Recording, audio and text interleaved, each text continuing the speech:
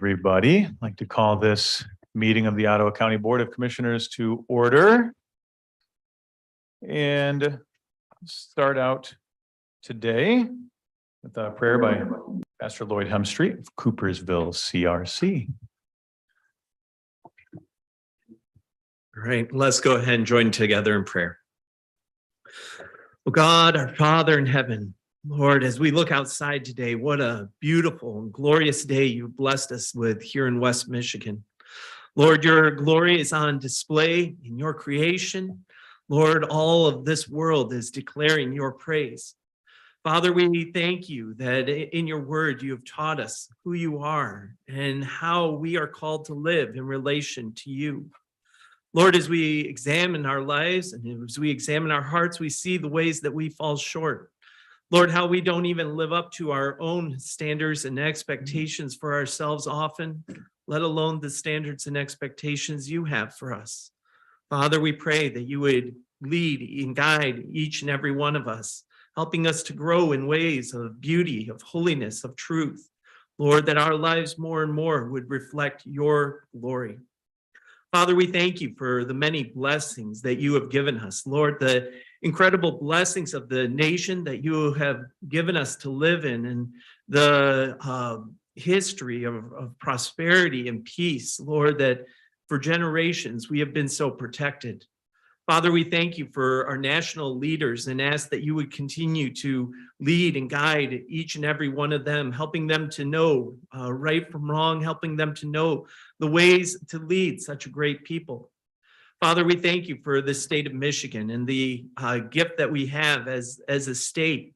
Lord, we thank you for the elected officials in our state too, and ask for your blessing on them. But Father, today we especially want to lift up our county. Lord, we thank you for the county commissioners here and the calling that you've placed on their lives and the leadership that they provide to this community. Lord, we thank you for all of the different elected officials and the various roles that they serve throughout our county. Lord, we know that without your blessing, their labors would be in vain. And so, Father, we ask that you would help them to serve and make decisions together that would be honoring and glorifying to you. And Lord, will lead our community in ways that continue your blessings upon us. Father, we thank you also for all the employees of our county. We thank you for the different tasks that they commit themselves to each and every day. And Lord, the ways that they are using their gifts and talents that you've given them to honor and glorify you. We pray and ask for your blessing upon them. We think also of our first responders, Lord, and the critical roles that they play, Lord, ever just moments away. Father, we pray for them as they go and put themselves in harm's way, even at times, that you would continue to protect and preserve their lives. Lord, help them to serve well too. Father, we thank you for the residents of this community. Lord, we thank you for the opportunities we have to serve as neighbors with one another. Lord, we ask that you would continue to help us to grow in the bonds of peace, of love. Lord, that we would continue to be blessed with prosperity in this community. And Lord, that more and more it would all tend towards the flourishing of our community and society. Lord, that your glory would be displayed in our community, and that in all ways we would think not what is right in our minds, but Lord, that we would seek to do what honors and glorifies you. So Father, we thank you for the opportunity to come before you in prayer this day. We thank you for the forgiveness of our sins and failings in Christ Jesus. And we ask for your blessing, your wisdom, and your guidance. We ask it all in Jesus' name. Amen. All right, thank you. If you could please rise and join me for the Pledge of Allegiance.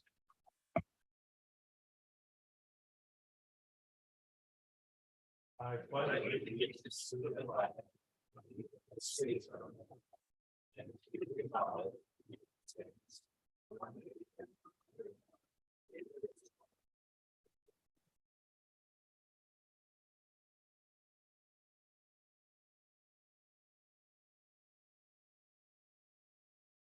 All right, will the clerk please call the roll? Yes, sir. Miss Cosby. Here. Mrs. Ebel. Here. Mr. Zylstra. Here. Mr. Bonema. Here. Mr. Moss. Here. Mr. Terpstra. Here. Mrs. Curran. Here. Mrs. Rhodey. Here. Mr. Belknap. Here. Mr. Bergman. Here. And Mrs. Medema. Here. Mr. Chair, we have a quorum. Wonderful. Thank you. All right. Moving to item 4, we have correspondence from our prosecutor, Lee Fisher. Where is Lee? Oh. Welcome.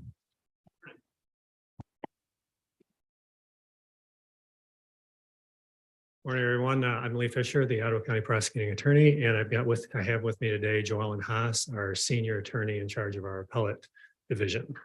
And my purpose in being here today is to provide the Board of Commissioners with an update on where things stand with the Innocence Project motion for relief from judgment that was made to Judge Medema in the 20th Circuit Court for Ottawa County. Basically, the Innocence Project was asking Judge Medema to vacate Ms. Bowe's conviction and order a new trial in this case. And for those of you who are not familiar with that case, Karen Bowes was convicted in 2003 of murdering her 14-year-old daughter, Robin, in Zealand. And she did this by setting the family home on fire and leaving while her daughter slept upstairs. Now, in 2021, the Innocence Project from the University of Michigan Law School took up the appeal of the Bowes case and filed a motion with Judge Medema alleging essentially 2 grounds for a new trial based upon newly discovered evidence. The first issue they raised was that there was new evidence related to fire investigation science, and the second issue related to new developments in the study of false confessions. The Innocence Project, as part of their motion, relied extensively on their own experts in each of these fields. Now, in order for our office to effectively respond to this motion, we needed to find experts to review the evidence and provide us with their independent opinions and findings about this case on these issues. Without these experts, our office would not have been able to effectively respond to the motion, and a new trial for Ms. Bowes would have been the probable outcome. And that would have been at great expense to the taxpayers of Ottawa County, to say the least. Not only the trial, but the other associated motions and things that would have come along with it. And as some of you may recall, I approached the Board of Commissioners back in April of 2022 to request the authorization of funds to pay the experts our office retained to review this case. And I requested approximately $140,000, $140,000 to employ the Wellner Group to examine the issue of false confessions and provide their findings and opinions to our office. Thankfully, the Board of Commissioners at that time approved our funding request. And I understand that was a big ask. That's the purpose of this update today. The Wellner Group report detailing their findings and opinions was incorporated into our response brief requesting that Judge Medema deny the motion for the new trial. And on April 26 of 2023, just a couple of weeks ago, Judge Medema issued her opinion denying the Innocence Project's motion for relief from judgment. And her decision was based in large part on the expert report submitted by each party. And what is interesting to note is that Judge Medema had the option of deciding the motion based only on the briefs submitted, or she could have ordered that an evidentiary hearing be scheduled. And if she had done that, we would have had to call in these experts at an additional cost to the county. But she decided this case on the motion submitted, which is, like I said, saves the taxpayers of the county a lot of money. So Joellen Haas is here with me today, and she is the Senior Attorney for Appeals in our office, and she handles all post-conviction appeals. And Joellen did a great job in this case, and she spent countless hours of overtime. And I know her husband, Mike, is back in the crowd today, and I'm sure he could attest to that. She spent countless hours reviewing the facts of this case, interviewing witnesses, finding the necessary experts that we needed, coordinating with them so they could review the evidence and issue their reports, and then writing a great response brief that incorporated all of that information in a persuasive argument to present to Judge Medema. So her work resulted in the judge issuing the decision in our favor, denying the motion brought by the Innocence Project. And I believed it was important to update the board and the public regarding the outcome of this case, given the large expenditure of funds that was approved by the Board of Commissioners to hire the experts that we did need in this case. Now, this may not be the end of this case. We won the most important round. The first round here is the most important and generally is deferred to by the appellate courts moving forward. So this may not be the end of the case. I'm sure there will be an appeal to the Board of Appeals and maybe to the Supreme Court. But I do have Ms. Haas here to talk about that a little bit more because she understands appeals a whole lot better than I do. And also she could talk about the possible future of the case and maybe highlight a couple of things from the expert reports that we think were persuasive for Judge Miedema. So, Joellen. Thank you. Good morning. Morning. Morning.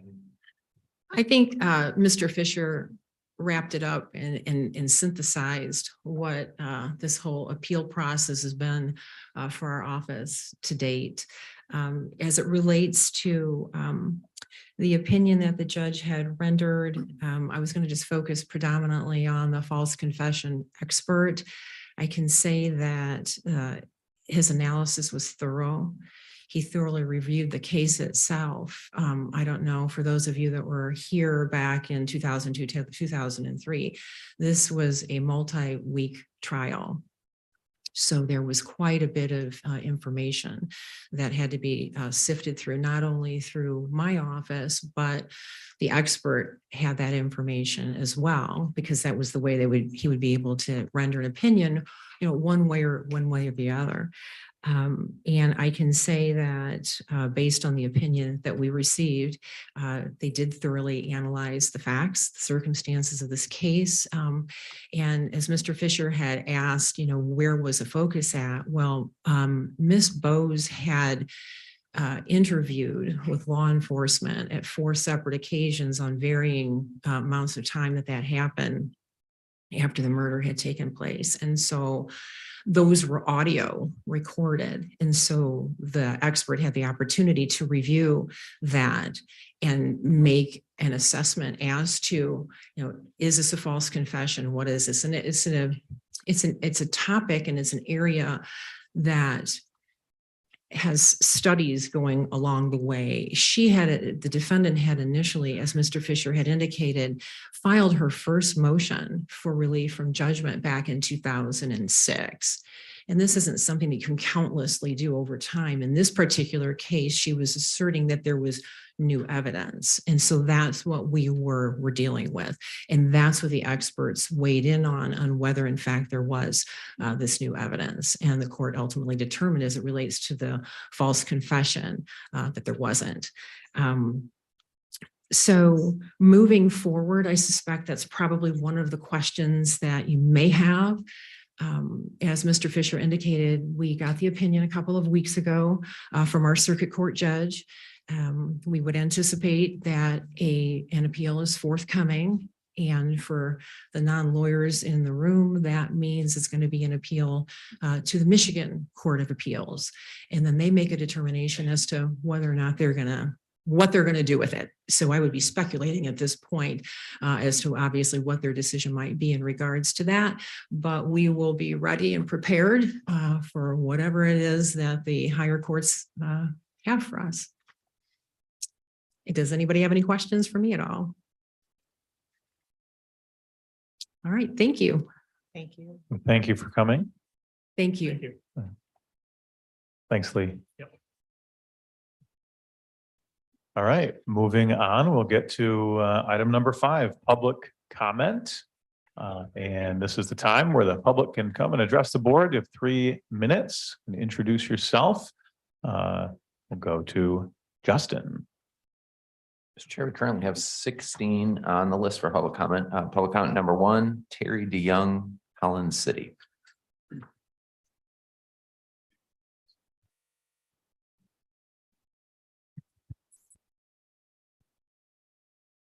Good morning.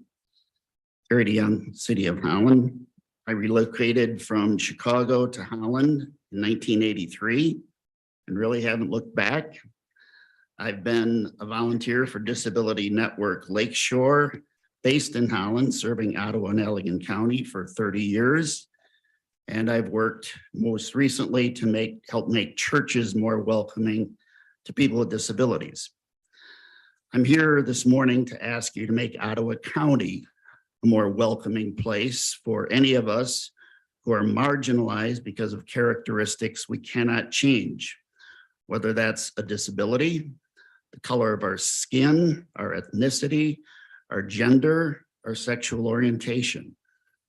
I've lived with a disability my entire life, and it's quite possible that I'll be using a wheelchair some years from now.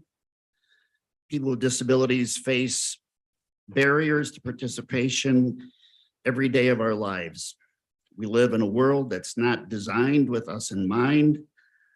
I've faced discrimination since the day I was born, and discrimination is all about people's attitudes, and attitudes take a very long time to change.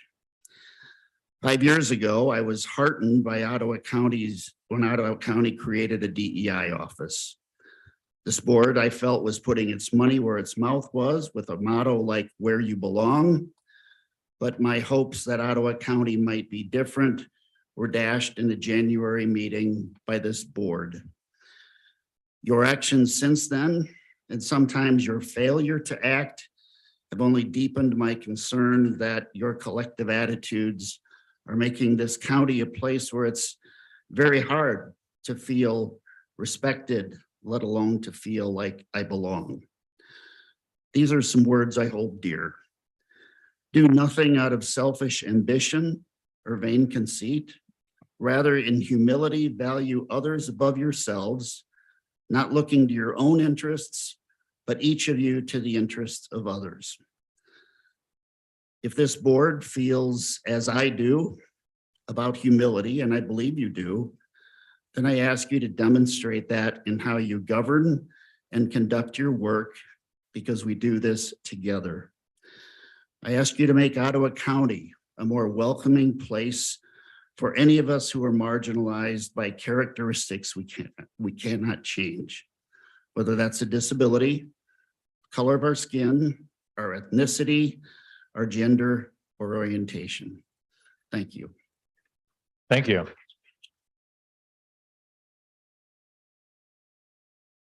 Comment number 2 is Dan Zimmer, Port Sheldon Township.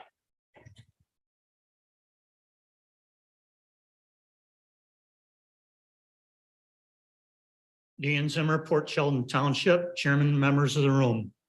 The uncomfortable questions, the forbidden topics, sex, alcohol, drug use, alcohol abuse, physical abuse, sexual abuse, verbal abuse, mental abuse, child abuse, elder abuse, domestic violence, sexting, prostitution, human trafficking, date rape.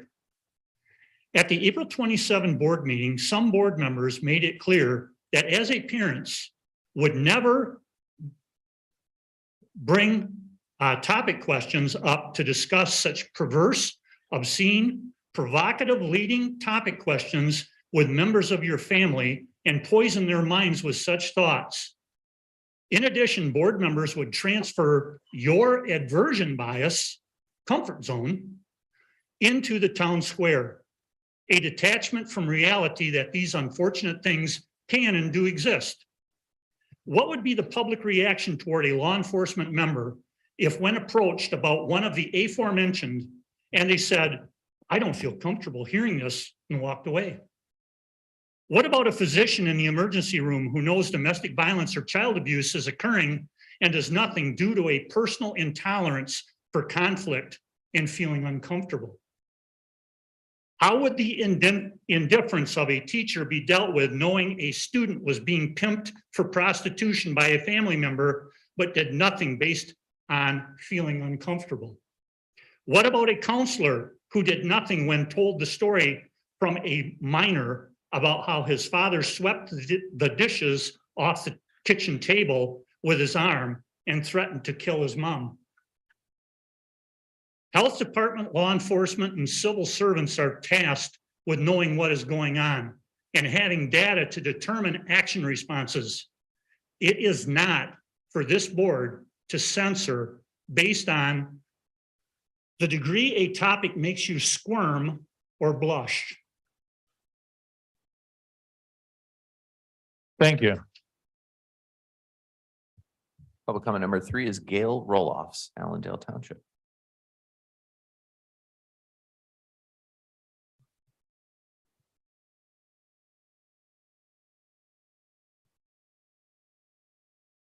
Good morning, dear board members. Thank you for this opportunity to speak. I am here today to question the use of taxpayer funds to pay for the youth assessment survey. This survey is administered online at school without the parents present. Supporters say these questions are normal. When did it become normal to ask eighth graders the following questions?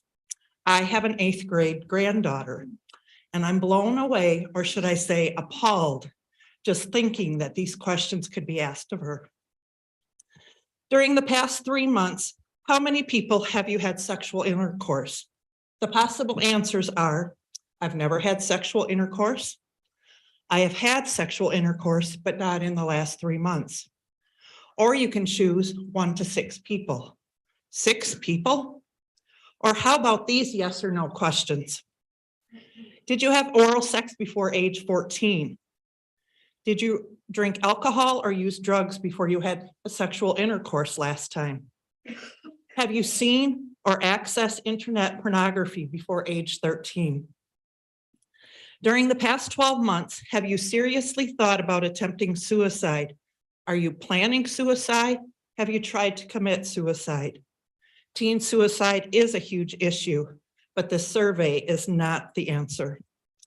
So the Ottawa County Health Department is administrating a highly sexualized and intrusive YAS youth behavior survey that normalizes, among other things, sexual interactions at early ages and with multiple partners. It authored a 30-page family planning guide that promoted early childhood sexuality and pro-abortion resources. 2 county employees manned a table just down from the sex toy booth at the Sex Ed Resource Fair during Grand Valley State's Kinky Sex Week. At an Allendale Back to School fair for preschool through 5th grade in August of 2021, the health department manned a table. On the table were 2 large signs like this. One said free COVID vaccines and the other said free condoms. Preschool through 5th grade. Let that sink in. I addressed that with the school board. These are not isolated incidents, but the execution of a hypersexuality agenda that is being forced on our children and our grandchildren. This is not normal. This is not healthy. This is perversion, and they want taxpayers to fund it. Thank you. Thank you. Public comment number 4 is Stephen Rockman, Grand Haven Township.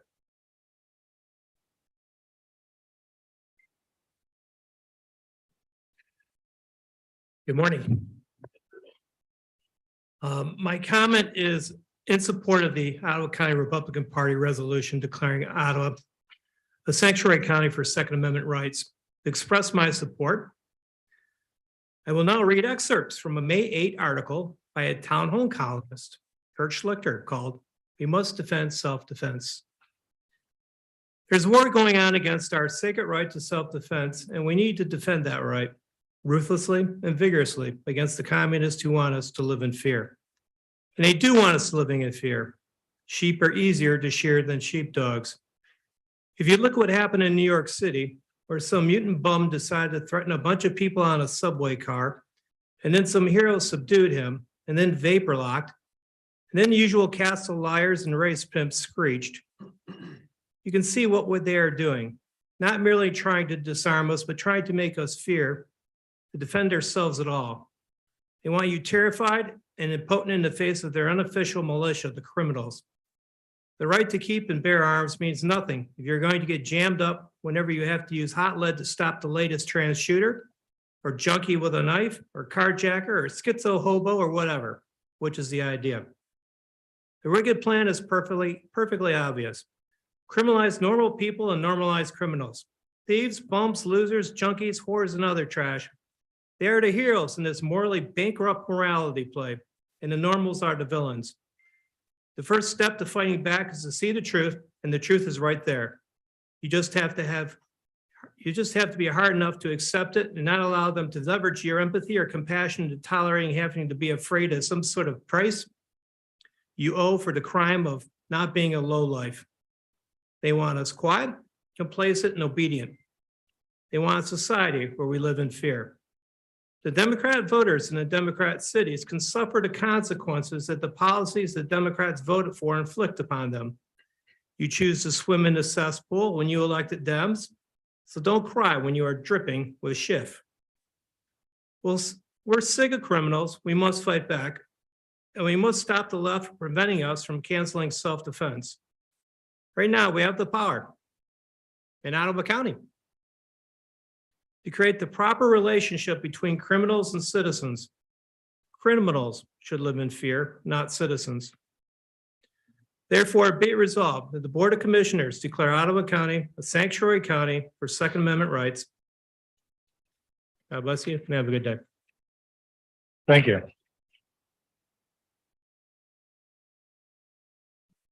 Public comment number 5, Barbara Lee Van Horsen from Grand Haven. Barbara Lee Van Horsen, Grand Haven, and the Momentum Center. First, I really want to urge you to move forward in completing the community health assessment and the youth assessment survey. Those tools are critical to our understanding the needs in this community and to evaluating the effectiveness of our interventions.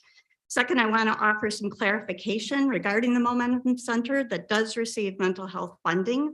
We provide social and recreational activities for people with mental illness, addictions, and disabilities. By definition, we are not clinicians. We regularly refer our members to therapy, and therapists regularly refer their patients to us. We provide positive community space, activities that involve nutrition and exercise, and opportunities to become more engaged members of our society. Next, we've been mischaracterized as a political organization. We're not. We believe respectful conversation is critical for the health of any community. Controversial topics are the topics we most need to find a way to talk to each other about. So we host and facilitate community conversations, town halls and events that include talking about mental health, normalizing that conversation and reducing the stigma. We also talk about topics that can be considered political, topics like homelessness, invisible poverty, racism, ableism, gun violence, sex trafficking, and more. Talking about political issues does not make us a political organization. In fact, we've gone out of our way to make sure that we have different viewpoints addressed. When we talked about marijuana legislation, for instance, we had on our panel a grower of marijuana and the district attorney who shut that grower down. And those people listened to each other and learned from that conversation, as did everybody who was present. I consider our most successful conversations the one that end with somebody saying, I still don't agree with you, but I have a better understanding of why you feel the way you do. These conversations are not member events, they're community events. Everyone is invited to participate and no one is required to. Being able to engage in meaningful conversations about complicated and complex topics has helped a number of our members to develop their self-confidence. This integration into the social fabric of our society is one of the truly unique aspects of the Momentum Center, and why some of our members are now enjoying employment and relationships that stretch far beyond the walls of our facilities. I continue to invite members of the commission to visit the Momentum Center and to learn firsthand the nature of our work. Thank you. Thank you. Public comment number 6 is Marla Walters, Holland Township. Marla Walters, Holland Township. Good morning. Did you know that one of the original goals of the NRA was to promote gun safety? Leaders even worked with Congress in 1934 to regulate safe gun ownership. They followed this sensible path until the mid-70s, when new leadership realized they could make a lot more money if they turned guns into a political issue. Today, millions of people are being fed dangerous misinformation about gun control that's meant to inflame and misinform and incite, and we have proof it's working. Here's the truth. Michigan's new gun safety laws will not infringe on the rights of any responsible gun owner.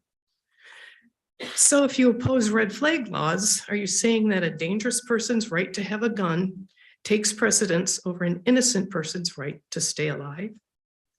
I realize laws won't stop every crime, but doing nothing will ensure that mass shootings keep escalating and innocent people keep dying.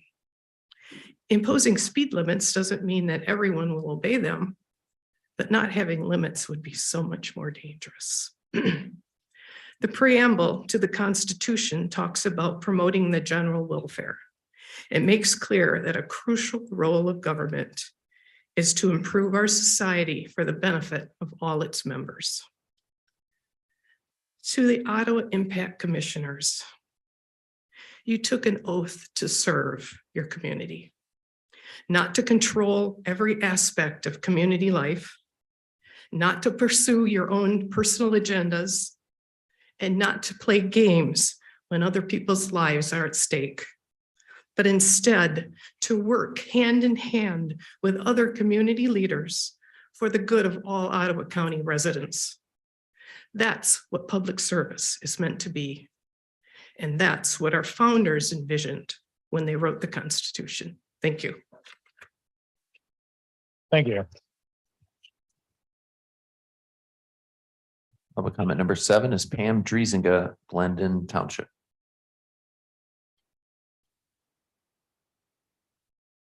Good morning. Pam Driesinga, London Township Precinct Delegate.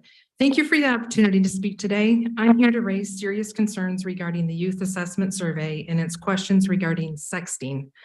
Sadly, sexting is a primary method used by predators to blackmail minors into pornography and/or human trafficking.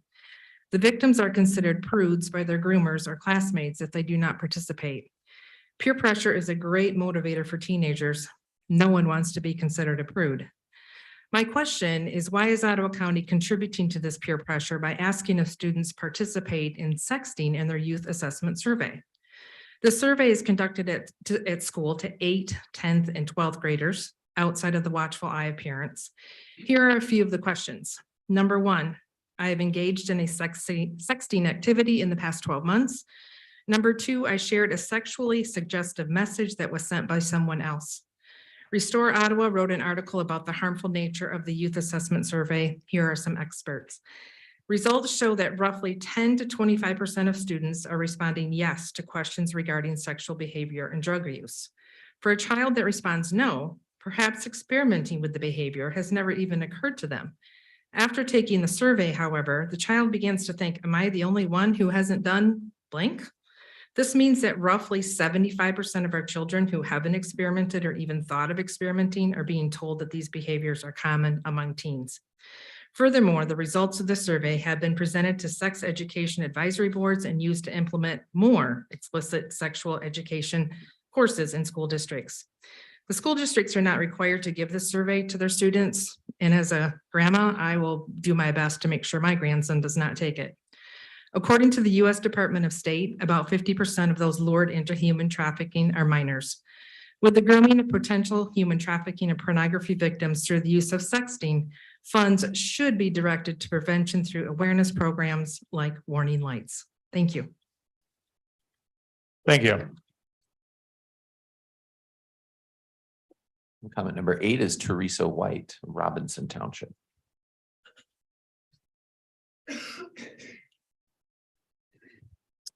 Morning, Teresa White, Robinson Township. In looking over the past Ottawa County Department of Public Health Accreditation 2018 Local Plan of Organization, paragraph 4C, Local Planning and Collaborative Initiatives, jumps out as a nonprofit structure that has been built by the Public Health Department, defined as Community Spoke, Healthy Ottawa, Greater Ottawa United Way. We need much more transparency of this structure that produced Pathways to Better Health. There seems to be Medicaid dollars connecting up with this initiative. Chairman Moss, notification of the state of Michigan coming to our local public health department is due to the board 60 days ahead of the visit. The visit is scheduled for July 17. You will need to see this plan, which contains paragraph 4C, and sign off in order for them to have accreditation. 4C is not mandated. It is a nonprofit structure public health has created. Thanks again, Administrator Gibbs, for focusing on grants, as that might be quite revealing. Process and transparency seems to be the mantra by some of late. So let's have much more transparency. Thank you again. Have a good day. Thank you. Public comment number 9, Rebecca Patrick, Allendale Township. Good morning, Commissioners. I'm Rebecca Patrick from Allendale Township. I'm here to talk with you this morning about your own personal legal liability. But before we can do that, we need to do a short review of some of the actions of this board and see what they tell us. None of this will be news to any of you, but I think it's necessary to set the stage. So you've skirted the Open Meetings Act. You've given a large no bid contract to people you have connections with. You fired a high-performing employee in public without notice and without cause. You threatened to break contracts and alienate important county partners during public meetings. You refused to adopt a rule to specify how items end up on your agenda. And you malign the integrity of previous board members and the county clerk. I need to speak plainly here. Why on earth did you do these things? These are all significant breaches of good faith, and they're driven by your leadership, although some of you willingly engaged in them too. And because of that, we now find ourselves in what I would call a low trust environment between you and county staff, you and county partners, and you and many county residents. But what's that got to do with your personal welfare and liability? Well, it's the old adage, what goes around comes around, because all of this bad faith behavior means you can't trust each other either, and it could cost you. The probability is good, given this low trust environment, that commissioners may continue to find themselves in court. So consider, if you need legal counsel, will you get it? Will it be authorized? I wouldn't bet on it. It will depend on your standing with the leaders or the phase of the moon or who knows what. Might the decision maker or makers act in bad faith against any one of you? You can change this environment one by one. Make it clear that you will tolerate no more undermining of democracy and your own personal welfare. And do this by letting it be known that no matter what the issue, your vote comes at the cost of good faith behavior from your fellow commissioners. Bad faith behavior should result in an automatic no vote from each one of you. Hold the board leaders and each other accountable and make Ottawa County trustworthy again. Thank you. Thank you. Public comment number 10 is Karen Obitz, Spring Lake Village.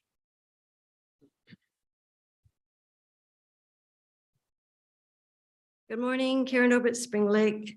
My public comment today relates to the Memorandum of Understanding. It is no longer faith if yoked to political ideology. If the transcendent that can only belong to the realm of faith is imagined to co-inhabit a political movement or a political leader, the result is inevitably catastrophic for both faith and political life. So reads an excerpt from an article by Stephen Schneck, a former professor at the Catholic University of America who currently serves on the U.S. Commission on International Religious Freedom. In his article published last month in U.S. Catholic, Mr. Schneck affirmed the legitimate role of faith in citizens' political engagement. I myself am inspired by my faith, both when I cast my ballot and when I engage in the public square or government forums, such as this meeting. I consider it equally legitimate for elected government officials to be inspired by their faith commitments. However, I agree with Mr. Schneck's assessment that faith-inspired political engagement becomes corrupted and deformed by efforts that seek to convert it into a political program. And as I listened to members of this board at the April 27 meeting express concern about the inclusion of survey questions related to adverse childhood trauma, I couldn't help but reflect on the history of unresolved traumas dating back unknown number of generations within my extended family network. a network rooted in the Christian faith tradition dating back at least 3 of those generations. That reflection called to mind loved ones who died prematurely from complications that arose from unresolved childhood trauma, as well as members of subsequent generations who struggle from scars that could have been avoided if their forebears' wounds had been acknowledged and undergone a process of healing. I urge the members of this board who are beholden to the Ottawa Impact contract to consider how your allegiance to that political agenda could blind you to what Jesus calls us to see and make you tone deaf to what Jesus calls us to hear. Specifically, with respect to the memorandum of understanding, I ask, how can you see and hear what county residents need in order to thrive if you throttle the very means by which the county's professional healthcare providers determine how they can best serve the families who live here? I believe the unhealthy enmeshment of our faith values with our political program, if we have such an enmeshment, not only risks corrupting our faith, but prevents us from demonstrating good faith servant leadership. I urge you to exercise good faith leadership, and I assure you it is possible to do so without compromising your faith values. And in the 15 seconds I have left, I would really like to decry speaking about human beings as trash. Thank you.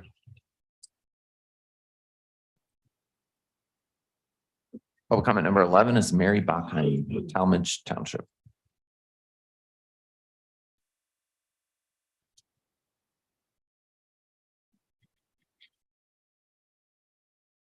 Mary Bachheim, Talmadge Township, Joe. I'm a 60-year-old adult woman living in Ottawa County. And as an adult, I get to decide whether or not to take the health survey. I get to decide whether or not to answer the questions. That ridiculous discussion at the last meeting of not paying the bill if you don't get to choose the questions is clearly government overreach. That is something that the Ottawa Impact people said they would never do. And Sylvia's comment of why do we need data shows just how unqualified the members of Ottawa County or Ottawa Impact are. You do not know what information the area hospitals need. You are not the morality police. You are not the cultural police. This is not your job. Your job is to govern Ottawa County. Water issues, farming issues, park issues, and paying the bills. That is your job. Not pandering to the ultra-right and creating division in this community. You need to do your job. Thank you. Public comment number 12 is Michael Haas, Port Sheldon Township.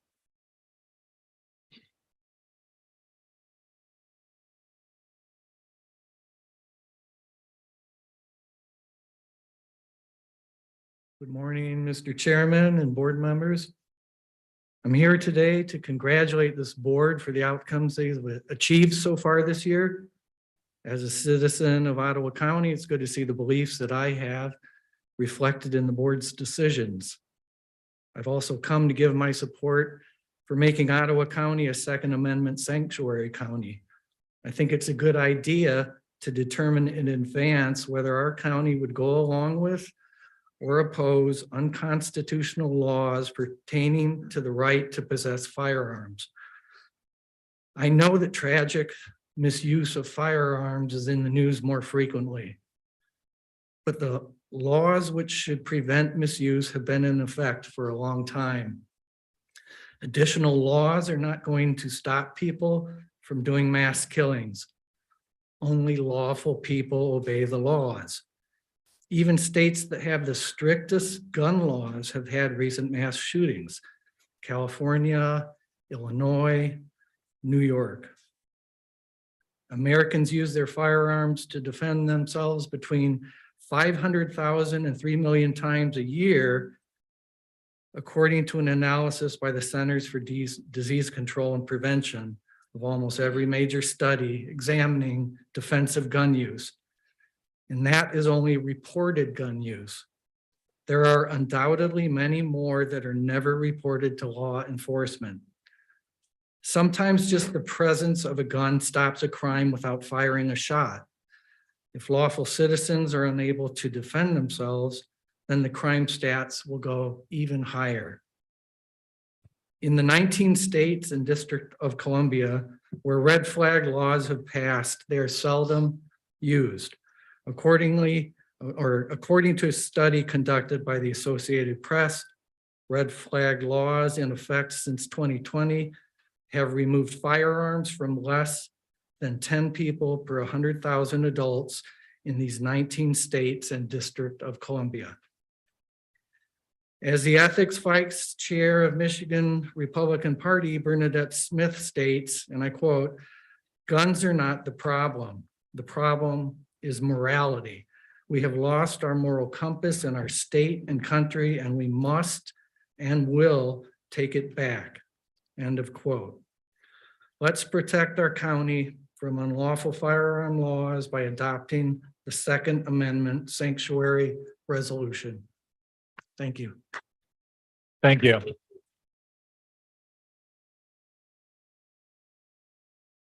Number 13 is Harvey Nickel, Georgetown Township.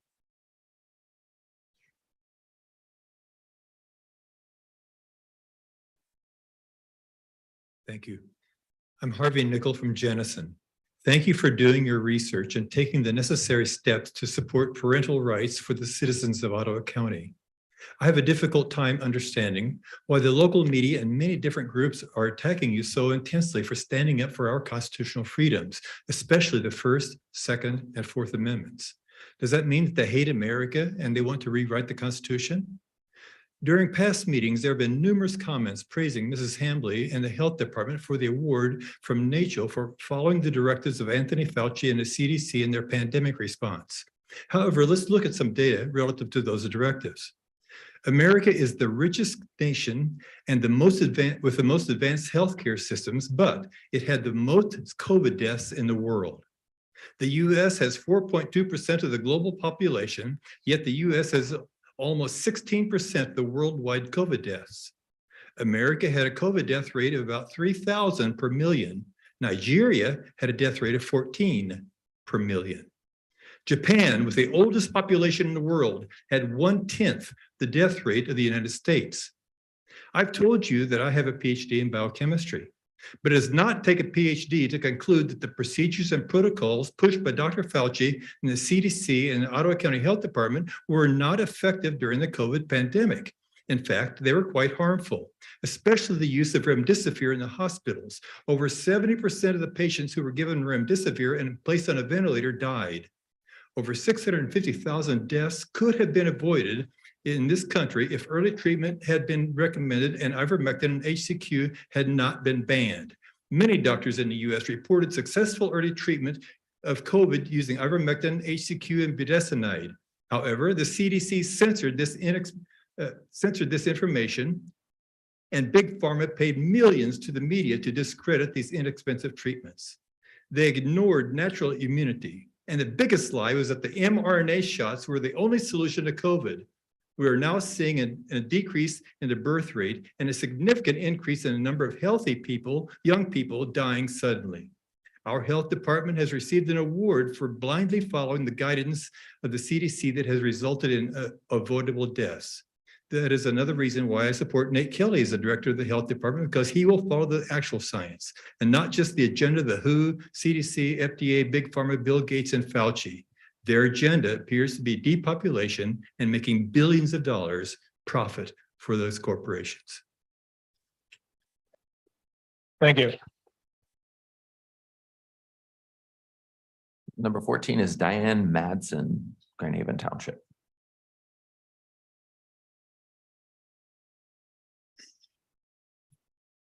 Good morning. At the last meeting I attended here, Mr. Moss wrote a letter and he blamed teen depression due to the closure of schools during the pandemic. Well, I personally think that is a very narrow argument, and I would expect that most teens today are anxious, depressed, distressed about the potential of gun violence in their schools and the active shooter drills that they have to do and the mass shootings that they hear about every day in public spaces. And just because it hasn't happened here yet doesn't mean it won't. And yet this board is considering making this county a Second Amendment sanctuary city. Your hypocrisy astounds me. And the following are not my words, but they are definitely my sentiments. Schools are closed like the caskets of children across America. The school bells no longer ringing. The playground's cold and empty. Dreams of a tassel disappear with the smell of gunpowder.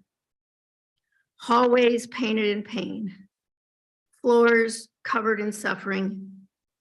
Echoes of tears fill the auditorium where the children will never sing again. Can't you hear the bullets screaming past as you turn your blind eyes away?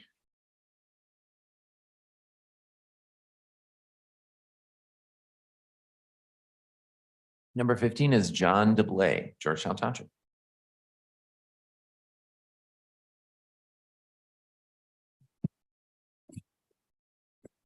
John DeBlay, Georgetown Township. Good morning. I would like to thank the good conservative commissioners, Administrator Gibbs, Jack Jordan, and I also support the appointment of Nate Kelly. Today, I would like to speak in favor of the Second Amendment Sanctuary County Resolution that was brought before the board. Today, more than ever, we are in need of supporting our Constitution, especially the Second Amendment. Our ancestors understood tyranny and the necessity for its people to have the right to keep and bear arms. Why is the Second Amendment so important? Because without it being in place, the other amendments could someday be taken away. The Second Amendment is a message not only to us,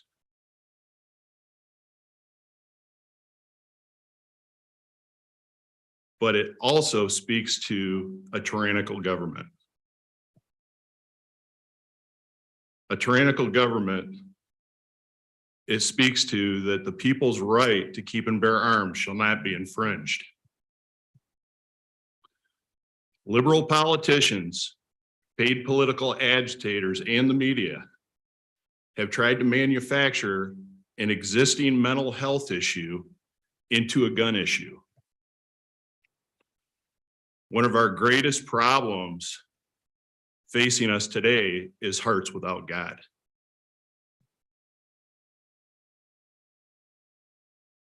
People that continually spread hate and divide or feed false information are not your friends or a reliable news source. My advice would be to research the actual people in nonprofits feeding this false information before beginning a fight that is based on lies and innuendos. Instead, seek the truth through dialogue and communication. You might just find out that the people you are attacking are good people standing up for the freedoms that are granted us as American citizens. I would like to thank the Board of Commissioners for your commitment to wade through the unjustified attacks and controversy and ask you to continue your resolve to make Ottawa County a safe haven for all, where freedom rings. Thank you.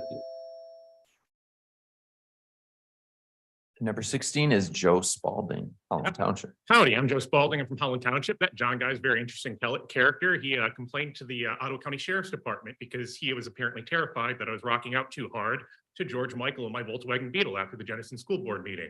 The interesting thing about that is in America, we have the right to confront our accusers of crimes in the court of law. And in that process, we get this really cool thing called discovery, and I get to offer alternative theories for why he was motivated to press those charges, which means all of you could be exposed and compelled to testify under threat of perjury. That could be fun, couldn't it? Come get your boy. These are not my words. The comedy of mad starts like this. Our brains are way too big for our mother's hips, and so nature, she divines this alternative. We emerged half-formed and hope that whoever greets us on the other end is kind enough to fill us in. And babies, that's pretty much how it's been ever since. Now, the miracle of birth leaves a few issues to address, like say half of us are periodically iron deficient. So somebody's got to go and kill something while I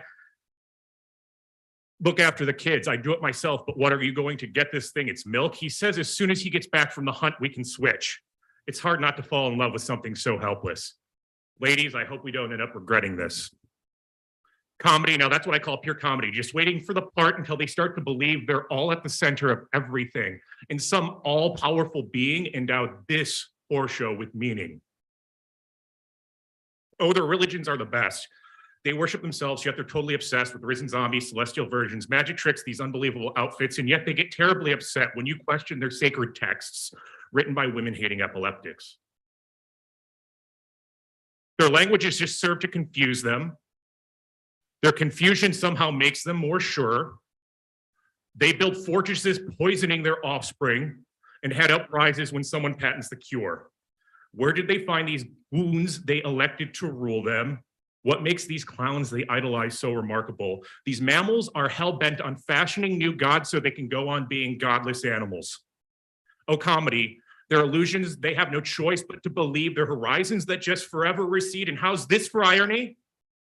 Their idea of being free is a prison of beliefs that they and Donna Mooney can never, ever, ever have to leave.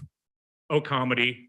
It's like something that a madman would conceive that only seems, the only thing that makes them seem to feel alive is to struggle to survive. But the only thing that they request is something to numb the pain with until there's nothing human left. Just random matter suspended in the dark. I hate to say it, but each other's all we've got. Thank you. And those are all of the registered public comments we have, Mr. Chair. Wonderful. Would anyone else like to address the board? Dave Moore, how you doing? Many topics this morning. After hearing the remarks, I'm going to try to limit them to two. I'm going to start out with this. I knew the previous board. I knew what the previous board was willing to do and capable of. 3 members of this board are still part of what that previous board was. Hopefully they're being enlightened and as far as starting to listen to their hearts being tugged. You were elected to sit in those positions. Some of you ran under a common goal. And it was that common goal that most of us put you there because we supported what that said and what it meant. So I want you to understand something. I come here not to beat you up, but I come here to stand in between. So when the mud is slung, I will take the mud. All the evil that they throw at you, I will accept. I find it amazing what people will say and do, and the words that'll be twisted. I have learned so much in the last 10 years that really disappoints me about the county that I used to believe was the best county in Michigan.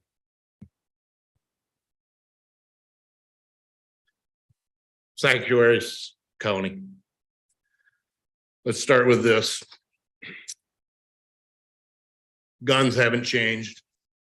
The guns that were manufactured from day one to the day they are now will do nothing unless somebody's got it in their hand. Guns are not the problem. We all know where the problem lies. It's in the education system.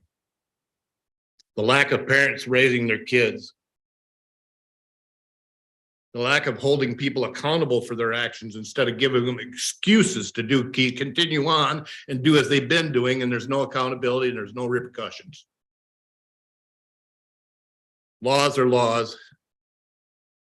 That might not feel good, but we still obey them, don't we? Because they're there to protect somebody. Babies shedding tears. It's horrible when kids die, especially for their parents. But you know what? What about all the millions and millions of babies that have been aborted? Who cries for them?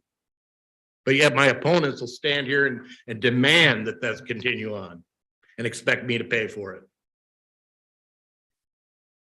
There's some wrongs here. Stuck at Sanctuary County. I applaud the concept, but I'm going to be honest with you. If the Constitution of the United States of America is not strong enough to protect my right to have a gun, what does Sanctuary County do? And I'm willing to go to jail if that's what you want to do, Joe, but I'm just telling you, it's time to start putting things into perspective and stand up for right and take it as it is. Thank you. Thank you for your time.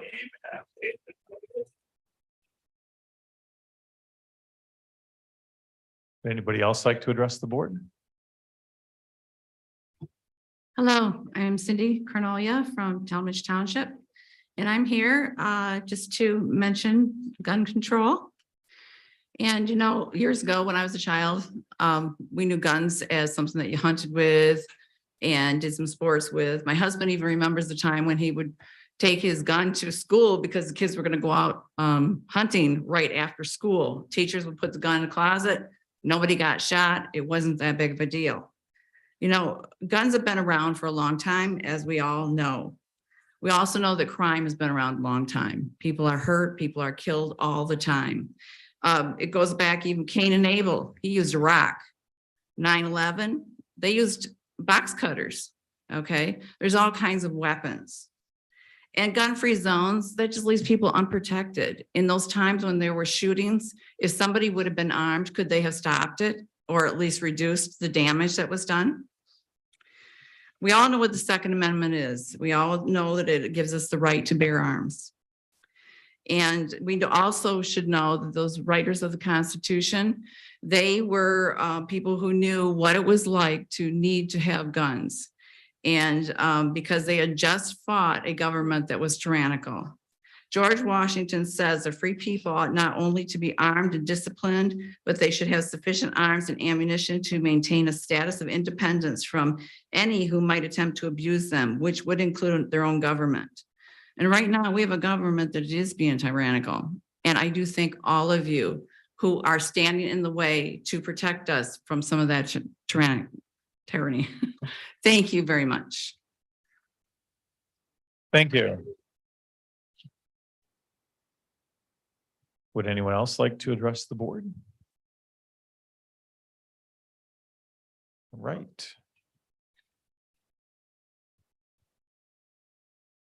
Seeing none, could I please get a motion to approve the agenda? So moved. Second. We have a motion and a second. Any discussion? Commissioner Zylstra. Definitely. See if I can make a couple minor additions to the agenda. I'd like to add a space for a quick update on the safe home initiatives. We passed a grant back in March, I believe. And health department's been working well with veterans groups and law enforcement groups. I'm trying to give a quick update on that, if I could.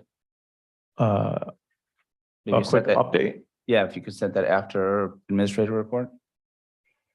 I've been pretty specific that those requests should come before the meeting. And you haven't said anything. Okay, I at was all. asking for a motion to put on the agenda, so. So there's a motion on the floor to, with a second, to add. One second. As 12C. What was the topic? The Safe Homes Initiative. Save homes? Safe. Safe? Yeah. SAFE.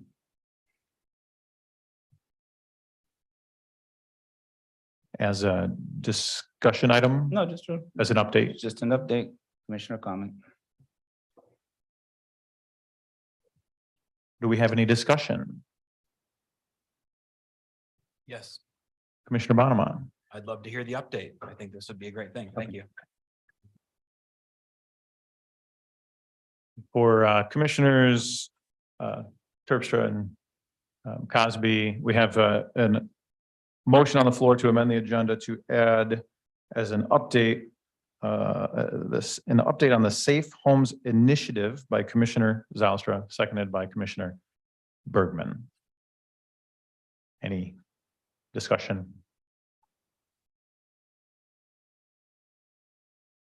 Are they here to give the update? It was an update from Doug. Oh, okay. Yeah.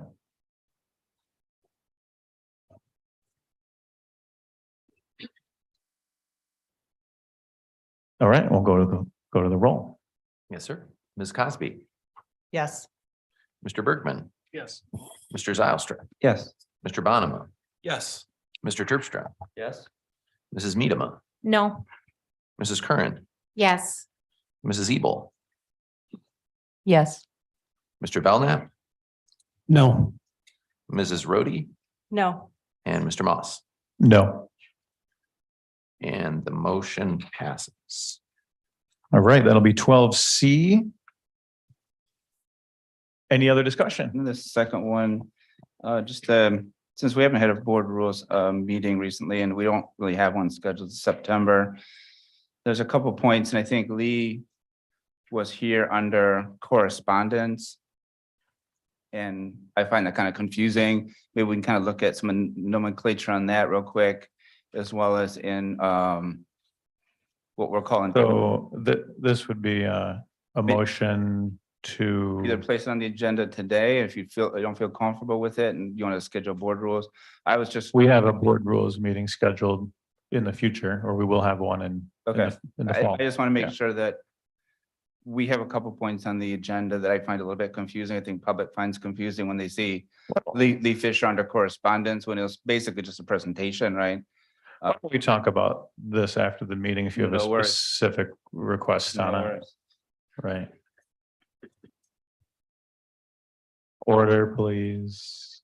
Trying to run a nice organized meeting. Any other motions to amend the agenda? Any other discussion? All right, can I get all in favor of the agenda as amended, please say aye. Aye. Aye. All opposed? And that motion carries. Okay, moving to consent resolutions. Can I get a motion to accept the consent resolutions, please? Support. We have a motion and support. Any discussion? All right, all in favor, please say aye. Chair, I think we have- Aye. Do we need a vote on that? I think so. Roll There- call? I was wondering about that. Finance. There is, yeah. All right, well, the clerk, please call the roll. Sure. Mr. Belknap, Yes. Mrs. Curran, Yes. Ms. Cosby, Yes. Mr. Bonema, Yes. Mrs. Rhodey, Yes. Mr. Zylstra, Yes. Mr. Terpstra, Yes. Mrs. Medema, Yes. Mrs. Ebel, Yes. Mr. Bergman, Yes. and Mr. Moss. Yes. And motion passes. Wonderful. Okay, seeing we have no public hearings, we'll move into our agenda and action items. 9A, which is the Community Health Needs Assessment Contract. I guess I'll go to Commissioner Rhodey for the motion. So moved. You want me to read it? Yeah. Okay. To approve the 2023 memorandum of understanding for the community health needs assessment contract and funding. Okay, we have a motion. Is there support? Yes. With support from Commissioner Bergman. Any discussion?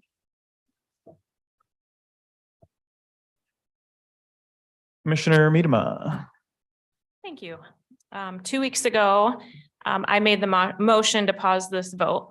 After hearing that the behavioral health risk surveys had not started yet, I personally desired more time to reflect and communicate to the health department.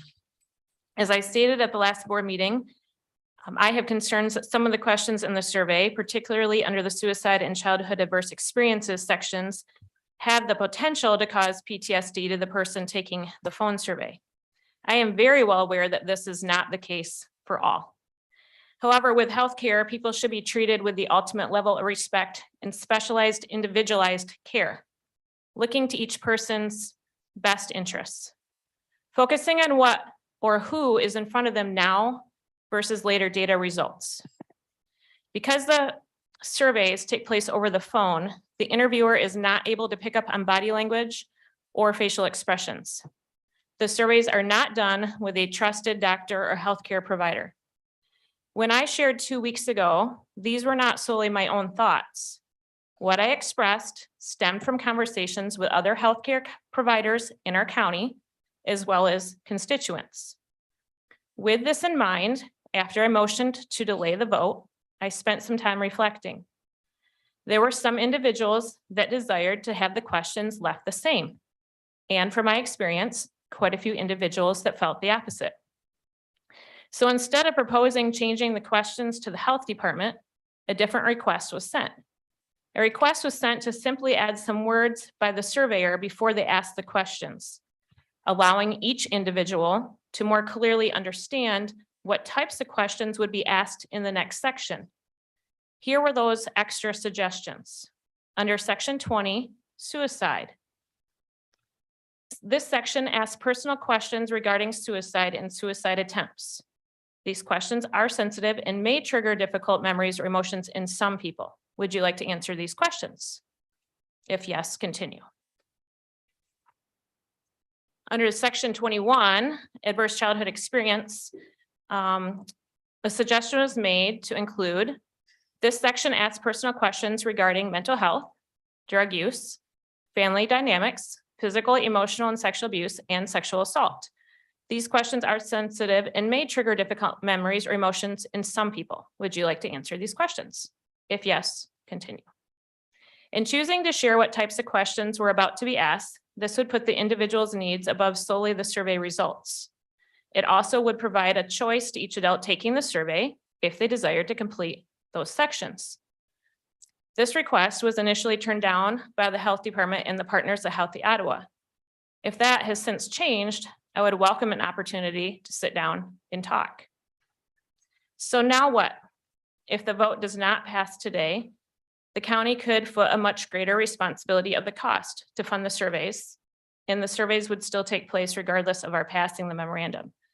So for me personally, I would love to use this as a learning opportunity for all of us, using the experience to make better plans for possibly now and going into the future. Thank you. Any other comments or discussion? Commissioner Rhodey, and could the audience, public, please keep it down a little bit. Try not to interrupt. Thank you. I just want to add a little bit to Commissioner Miedema's comments, having walked through a week of where very simple, reasonable requests were made to the health department and the Healthy Ottawa partners to watch out for the emotional needs of our community members. And those simple, reasonable requests were rejected. While at the same time, we were maintaining the questions and not altering any wording. I would just say that this reminds me greatly of the same overarching themes that we saw during the COVID era, where we were seeing a prioritization of bureaucracies and their function and institutions over the well-being of people. So personally, I'm really thankful for this process. I'm thankful, Allison, that you requested a break and more time and thoughtfulness on this, because this process has highlighted a need for more oversight and for proper process to happen in our county, which has been greatly lacking. And so having recognized these issues that clearly exist, we will be looking for ways that we can take corrective action in the future and ensure that these things don't just slip through in the first place again. Thank you. Thank you. Any other comments or discussion? Commissioner Ebel.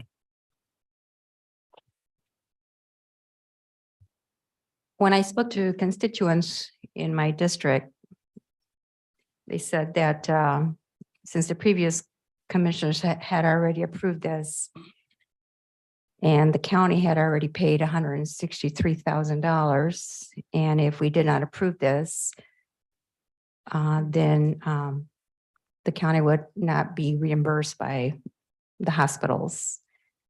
And so since this was done before we were able, before we took office, they had said that they wanted me to educate the public and the constituents and parents and let you know that parents can say no to this. This survey will be conducted not only by public schools, but also, I guess my understanding is going to be in the private schools as well. So parents should be able to call their superintendent and tell them to decline this survey. Also, they also said that that parents can call the schools and say, we want to have the option of opting in and not opting out. Because if you don't opt out, as far as parents being really busy and not really, I mean, a lot of stuff comes home from the schools. I know as a parent, I had a lot of stuff that came home. And so they want to be able to make sure that the schools really notify them way in advance, and not just once, but twice, but 100 times if necessary. Because if parents don't want their kids to take these surveys, they should be able to say no to that. And then also, if you get a cold call in your home when you're 18 or over, because these are 8th grade, 10th grade, and 8th and 10th and 12th graders. And so, and then also those that have already been getting calls and they're 18 and over, they can also say no at the beginning as well. So those are the things that they wanted me to notify the public. Thank you. Yeah, and just to add a little clarity for Commissioner Ebel's comments, there were about 2 different surveys. One is the youth assessment survey, and one is a different survey that's going on. The youth assessment one is for 8th, 10th, and 12th graders, and that's done in the schools and is separate from the one related to the MOU, somewhat separate. So that helps. But what she said is, accurate. So Commissioner Zylstra. Clarify a point. I appreciate all you had to say, Commissioner Ebel. I just want to clarify that Ottawa County Public Health contribution is $31,575. The total cost is $163, but we have partners in that. So. Right. Any other discussion? Mr. Chair. Did you have? Commissioner Belknap, go for it. Okay. And we'll come back. I just had a couple observations, and I kind of expressed this at the last meeting that it seemed that the memorandum of understanding procedurally should have come before the notice to proceed was given to the survey vendor. The MOU language does contain language that would hold the partners harmless if in the circumstance of a damage claim might arise. In other words, the county's taking the liability. I think that's important to hear. And just a comment that, the attempts to reasonably provide a statement ahead of the questions, it's kind of like a sort of a notice that, some of these things might be troublesome. That's been declined. I thought it was reasonable. And then just lastly, want to share, I'm seeing that so much more emphasis is placed on systems than people. Yes, I'd echo that. Oh, I'll go to Commissioner Cosby. Okay, glad you're there. Good morning. Good morning. Question, I had asked you the question, Lisa, before about when when the China surveys were approved or funding for the China surveys was approved in the past. Was it normal practice to bring it to the first meeting of the Board of Commissioners? It was always around that time. So 'Cause the timing varies a little bit. Part of what held up some things was hospital administration changes. So Cornwall, Spectrum, and Trinity and Grand Haven. So they wanted to look over everything. They had new attorneys. So that made things a little slower. Often this would come to the board in the fall, sometime before the new year. And I think the contract did, but the MOU was something that the partners had a lot of questions about, went back and forth and back and forth and back and forth. Not really in this space while they were working through that. So that delayed the MOU from the contracts. There's more space than normal. Okay. And so having questions about the MOU is probably normal. I would say so. This is new for you. I had a long conversation with our corporate counsel. It's, we talked about this and how it is not something that you normally would find in business for sure. So there is this contract with the county serving as fiduciary. The MOU has other things in it, but it has financial pieces, and that's what allows the county to collect money from partners to pay the contract. But my understanding is true that we had already paid in advance, knowing that we would receive the payments from the partners, correct? The county had paid in advance. The county only paid so far, the total amount has only been $67,075 has been paid. $31,575 were from the county and others coming from a grant or from a hospital, other organizations. So there are still others that need to pay yet. So the county had a small part to pay.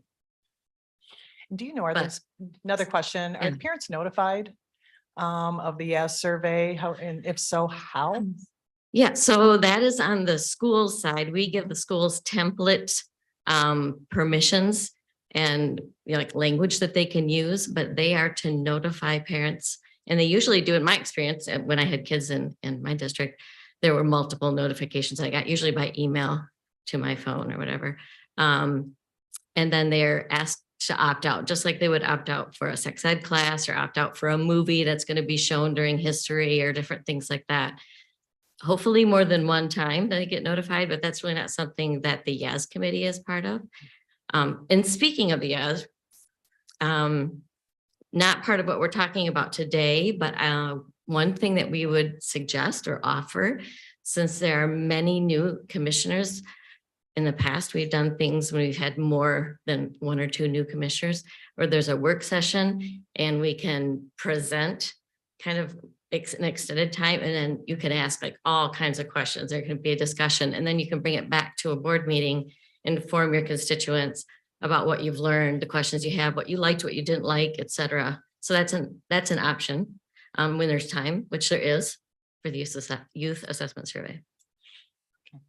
Well, my hope is that even though the media is not necessarily covering this wholly, we are having a lot of YouTube watchers. And so our community is more informed about the surveys that are going on in our community and being prepared, and then also looking for that support that I hope that is being provided by our health systems and the schools for very sensitive questions. Thank you. Commissioner Ebel. I know that you said that the YES committee is not necessarily involved with the schools as far as how the notification is made. Is it possible that you could make some recommendations or not? The reason why I'm asking is because I know that you said that they notify by email, and I can tell you that my email and most parents' email is like full.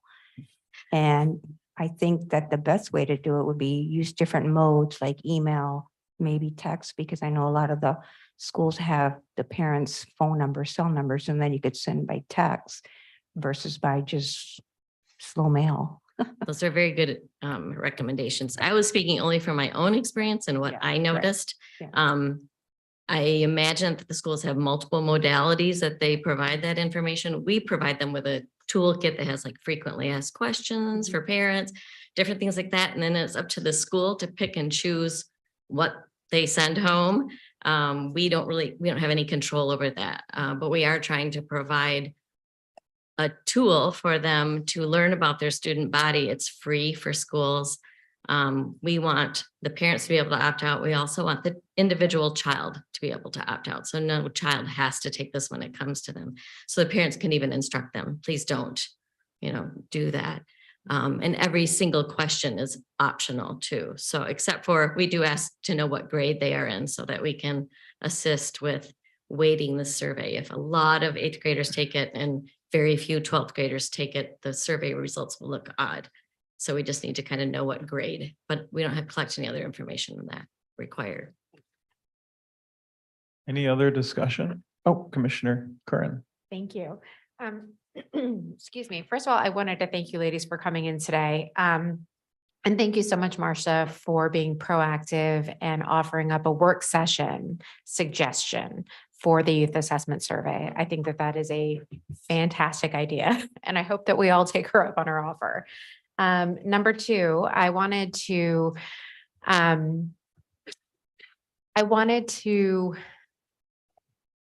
thank everyone for their efforts on this. I do believe that everyone brings valuable insight to the table. I know that Allison, and my concern as well, is that we are valuing people above institutions and surveys. And I think that sometimes, in our diligence to make sure that we're getting results, we can do that. It's easy to do. I personally have done it myself. So I know that it's an easy thing to allow to happen. I'm going to go back to my sales days. I noticed what Allison had added in the two areas where it's the actual person administering the survey. She had made several recommendations. And what I'm going to go back to is when I was in sales, we had what was called the assumptive close. And the assumptive close is, hey, Marcia, we're going to get together for coffee next Tuesday at 3. Okay. And that's assuming that you're going to do that. And I think that when you look at the instructions, it kind of does a little bit of that assumptive close. It's, we are going to ask these questions and you just let us know if you don't want to participate. So, and I think that Allison brought up a great point where, instead of just assuming that they're going to participate, we can ask them, say, hey, Marcia, would you like to go to coffee next Thursday at 3:00 versus assuming that it's going to happen. So, and I think that it is important to describe the questions and say, hey, is this okay? Would you still like to participate? So I certainly understand what you were saying as well, where you don't want any bias or planting any ideas. I really felt that, had we had a little more time, I think we all could have come to the table and made some of those tweaks. So again, going back to the youth assessment survey, moving forward with a work session, I think is a great idea. And I do believe that we can all kind of figure out each other's needs and, make adjustments to move forward in a healthy fashion. So thank you all. Thank you. And again, just a reminder, because I know it can be really confusing, but the issue on the table today is not the youth assessment survey. Truly, I think we'd love to be up here. We'd love to answer questions that you have. We'd love to discuss with the public and talk about input. But clearly today's decision and this whole topic is on the community health needs assessment. And that is not part of the youth assessment survey. And so again, just want to keep that really clear. And also just a little bit more explanation so everyone understands it's not the health department's decision when these recommendations come back to us solely, whether to approve them or not. It truly is part of the Healthy Ottawa Advisory Council. And so we did get together twice since our last meeting, which was 12 days ago.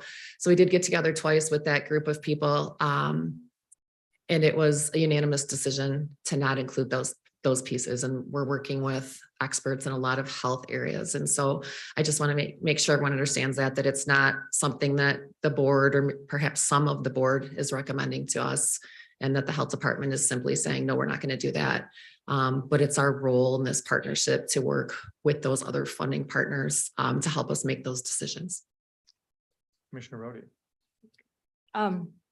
I appreciate you saying that. And I just think it does highlight something that, you know, as a board moving forward, and as a health department moving forward, we do need to keep in mind that there may be times when, in looking out for the best interests of the people of the county, which is what we as elected officials are charged to do, and as a government department, you are charged to do, our goals and our responsibilities may be different than institutions who might want to partner with us. And so there may be times when partnerships, in fact, might not be in the best interests of the people, or perhaps there might be surveys that the county needs that really would look different if we were handling them ourselves and getting the data that the county itself needs, while institutions are getting the data that they need. So I'm just pointing that out, that's a consideration that we probably need to keep in mind going forward. One more question. Commissioner Cosby. I'm looking at the or the members of Healthy Ottawa Advisory Board. Now, you said that you came to a unanimous decision. Yes. Correct. And so are you voting? Is that correct? Correct. Okay, so there are 4 members of either the community mental health and or public health department that reside on that. And are you voting members? Just one vote. One per agency. One per agency. Okay, just wanted to make that clear. It's a good question. Thank you. Any other comments? Commissioner Bonema. On that vote, are there minutes from those meetings that are available to the public at all? Yes. There are. Oh, to Where- the Well, we don't publicly post them, but they are available by FOIA. Could we just request them, or do we need to FOIA them to the commissioners? You can reach out. We can reach out. Okay, thank you. Many things we can provide directly to a person when you request. Commissioner Ebel. You did say that we're not talking about the youth survey now, what we're voting on today. Correct. So when is that going to happen? For this coming year cycle, we are not planning to use any county funds to support the youth assessment survey. And so I don't think that any type of contract or MOU like we're discussing right now for the CHNA will come to this board. That said, you're still entitled to information and education. So if you, like I said before, if you want to have a work session and get deep into kind of information and have people there presenting, and then you can ask all the questions you want, and then you can answer questions from your constituents. We would gladly do that. And I also, I want to thank the commissioners for bringing forth questions. And I think the back and forth communication that I was able to have with you, I was very encouraged that we were largely like-minded in anticipating concerns around the survey. And so there are questions built in to the survey to address that. They're not the same as what was offered, but they're not very different. I think what the commissioners brought to us later in our communications was very similar. And it's unfortunate that we can't make a change because of the fact that it could impact the responses, and which would impact our ability to compare to prior years. We don't anticipate asking adverse childhood experience questions in the near future, probably for a long time again, but since we've had 3 cycles with those already. But I appreciate the conversation and I understand the intent and I agree with the intent.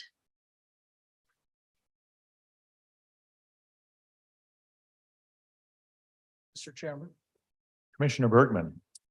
I think the public needs to know, and I have a concern, and I think there's several other commissioners that also have a concern by the fact that when they refer to the commission asking some of these questions or some of these things to be involved. I think Mr. Gibbs contacted them and said that the commissioners were asking for these changes. Well, the commissioners were not all involved. Myself, and I know that there's at least one or two other commissioners that were not involved in any of these discussions. And I think the public needs to know that it wasn't the commission that was presenting these. It was a few of the commissioners. And Right. perhaps even a majority of the commissioners. Right, it was not a majority of the commissioners, since that would likely violate OMA. That's good. Right, I'm right, thankful for that. right, yes, that important to note. Thank you. And in full transparency, because I know that's important to all of us, right? I can say that it is a challenge to sort of be that liaison, right? So Mr. Gibbs is the liaison to us, saying the Board of Commissioners is requesting these changes. And so we are taking it back to our hospital partners and letting them know that the Board of Commissioners, so in my opinion, in my understanding, that would mean that all of the board members have seen this and are requesting that we consider these changes. And so it was a really odd position to be in, quite honestly, to then have to go back to our hospital partners and say, oh, by the way, some of our commissioners didn't even know that we were being requested to make these changes. And so that is a sticky position to be in.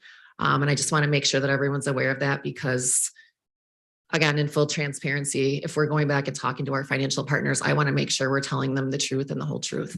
So you've been here for long enough to know that the county administrator deals with the board chair and vice chair, as well as committee chairs, and not the whole board. So I think you understand the nuance there. And that is a common thing that I do, is interfacing with the board chair, vice chair, or committee chairs, or chairs of the Health and Human Services, for example. So that's not anything out of the ordinary. Right, pretty common stuff. Yeah. I think going forward, we'll be able to understand that nuance. It's a little bit different than our past experience, but we do know you as a liaison between department heads and the board, for sure. We understand that. The past experience, the whole board was operating kind of outside meetings and then bringing things through the administrator. Is that the past experience you're referring to? No, I'm not involved with the board, just past experience in communication. Or that- How that would be worded. Or that if we're told the Okay. Board of Commissioners that, You're asking for precision. well, even as, I'm sorry, but as long as I've been Thank here, if I read something that said the Board of Commissioners, I would think it meant all of them. It didn't say a few of the commissioners, it said the Board of Commissioners. Thank you. Yes. Any other discussion? Okay, so I'll add a couple comments and wrap it up, and we can go to a vote. So just for clarity, we will be voting on the MOU, which is for cost recovery for the survey that is 60–70% done, something like that.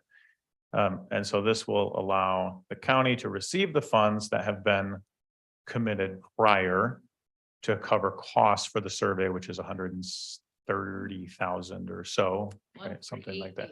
148. I have heard quite a bit of criticism, maybe out in the I don't know, in the media and online, for commissioners asking questions. I would challenge the media and people who are criticizing board members and say, what do you think the role of a commissioner is? If not to ask questions and seek understanding. I'm really happy that Commissioner Miedema had asked for a little more time. I think sometimes it's very helpful for a board to be able to slow down and just say, let's learn, let's understand, especially when there are a lot of new board members, as was discussed, and people are kind of acclimating to that role and seeking to not only understand the role, but also understand the issues that are brought forth. So I wanted to thank the board for that, because that was a vote to postpone for a couple weeks and seek understanding. The other thing I would highlight is that the survey language that was unanimously voted on by the Healthy Ottawa Committee, it does recognize at the end that the survey itself may have caused a mental health crisis and then offers a phone number for the person who just took the survey. So kind of like Commissioner Curran was saying, it's some pretty big assumptions, just rolling through the questions to make sure we can collect the data. And then saying, by the way, if you're in a crisis, here's a phone number. I thought, like Commissioner Belknap said, it would be very reasonable to add a couple lines that would say, here's what we're going to be asking about. Would you like to answer these questions? That might have been maybe a better way to do the survey. I'd say, I guess I'm a little disappointed that the Healthy Ottawa Coalition or Advisory Committee voted unanimously against giving respondents a little more informed consent up front. It just makes sense. It does sound very reasonable, which is always good. And I also understand that people can have a difference of opinion, which is often ridiculed by certain people who either come before us and speak or in the media. But we still seek understanding and try to work together. So my last comment would be, this does seem like a really good opportunity to look at some policy in the county, and not just for the health department or anything like that, but looking at how does the board want to handle surveys? How does the board want to interact with surveys? Good things to talk about. Yeah. We do have public comment time coming up in a little while for the members of the public who would like to speak again. If you could please hold your interruptions until then, that would be great. And if there's no other discussion, then we'll go to a vote on the MOU. I would like to say one thing. Commissioner Bonema. Yeah. Mr. Chair, thank you for encouraging taking the time to ask questions, to get answers. It's very valuable to the process. I know about half the board has struggled getting answers out of our administrator. And to date, I have not received one single response to any of my numerous emails to the administrator. And this process, we're going into budget season, requires answers to questions. My job as a commissioner is to provide oversight. If I cannot ask questions and get answers in any kind of timely manner, it prevents me from being able to perform my job. So I've requested this multiple times, that communication improves between the administrator, council, yourself. I think we need to really take a good hard look at how we are operating right now so that we can do our best job for the community as we go into budget season, because right now communication is in dire need. Yes, it is. Thank you. Any final comments before we go to a vote? All right, will the clerk please call the roll? Yes, sir. Mr. Belknap, Yes. Mrs. Curran, Yes. Mrs. Miedema, Yes. Mr. Terpstra, Yes. Ms. Cosby, Yes. Mr. Zylstra, Yes. Mr. Bergman, Yes. Mr. Bonema, Yes. Mrs. Rhodey, Yes. Mrs. Ebel, No. and Mr. Moss. Yes. And the motion passes. All right. That is the end of our agenda and action request for today. Thank you, board members, for all of the discussion and for all the time you put into these items. We're going to move to committee reports. 10A, Ottawa County Clerk, presented by Justin Roebuck. Thank you, Mr. Chair. And board members, thank you for having me up here, and it's an honor to present our 2022 annual report. I have a lengthy slide deck here that I'm not going to completely cover every slide, but certainly have available for your information or future questions, and happy to answer any questions as well. But I kind of want to just highlight some of the important things that we have going on here and some of our 2022 happenings. Sorry. Am I going to be able to click this, Shannon? Oh, there we go. Click to the beginning, sorry. Yeah, a little too fast.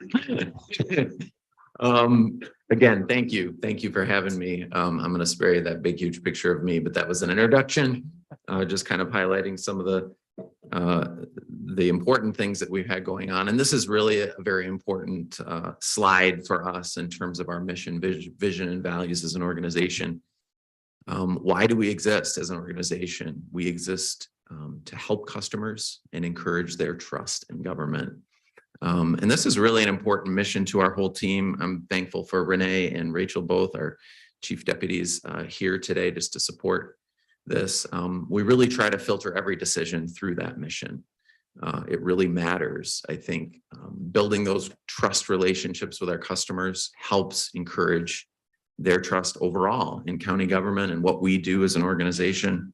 And we're tied very closely with a lot of organizations of the county, of course, this board as well. And, you know, it's a privilege to serve. I've served for almost 9 years now as the clerk to this board.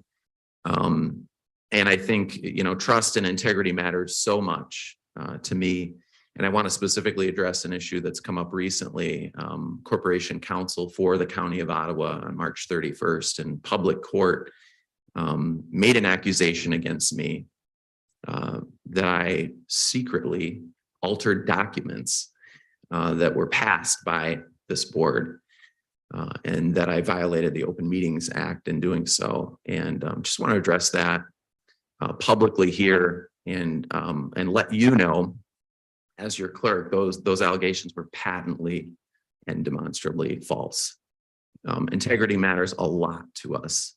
And we serve, you know, we provide you customer service, but we also take our oaths very seriously. The promise of my oath of office is to do exactly what the law says and the Constitution of the state of Michigan in regards to my relationship with you. And so I'm proud of that. I'm proud to serve this board. I have a lot of respect for this board and the institution of this board.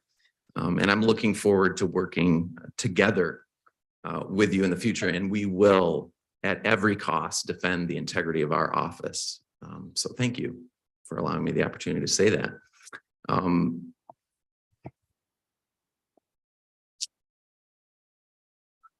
Now I know why people sometimes have issues up here.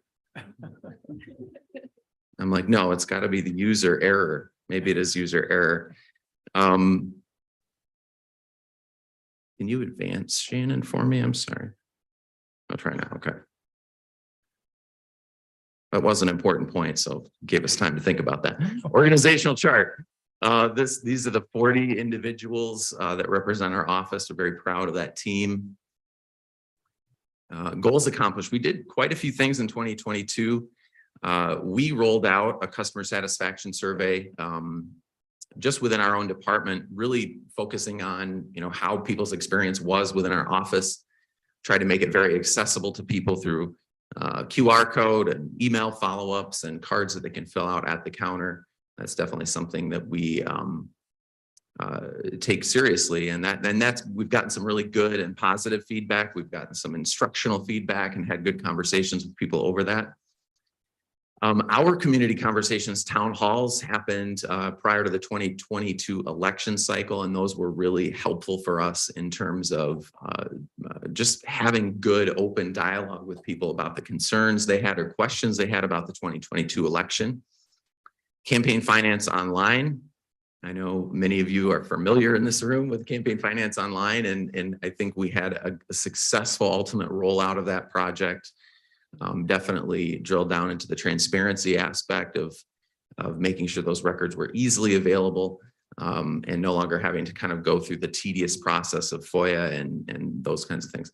Team development, also very important to us.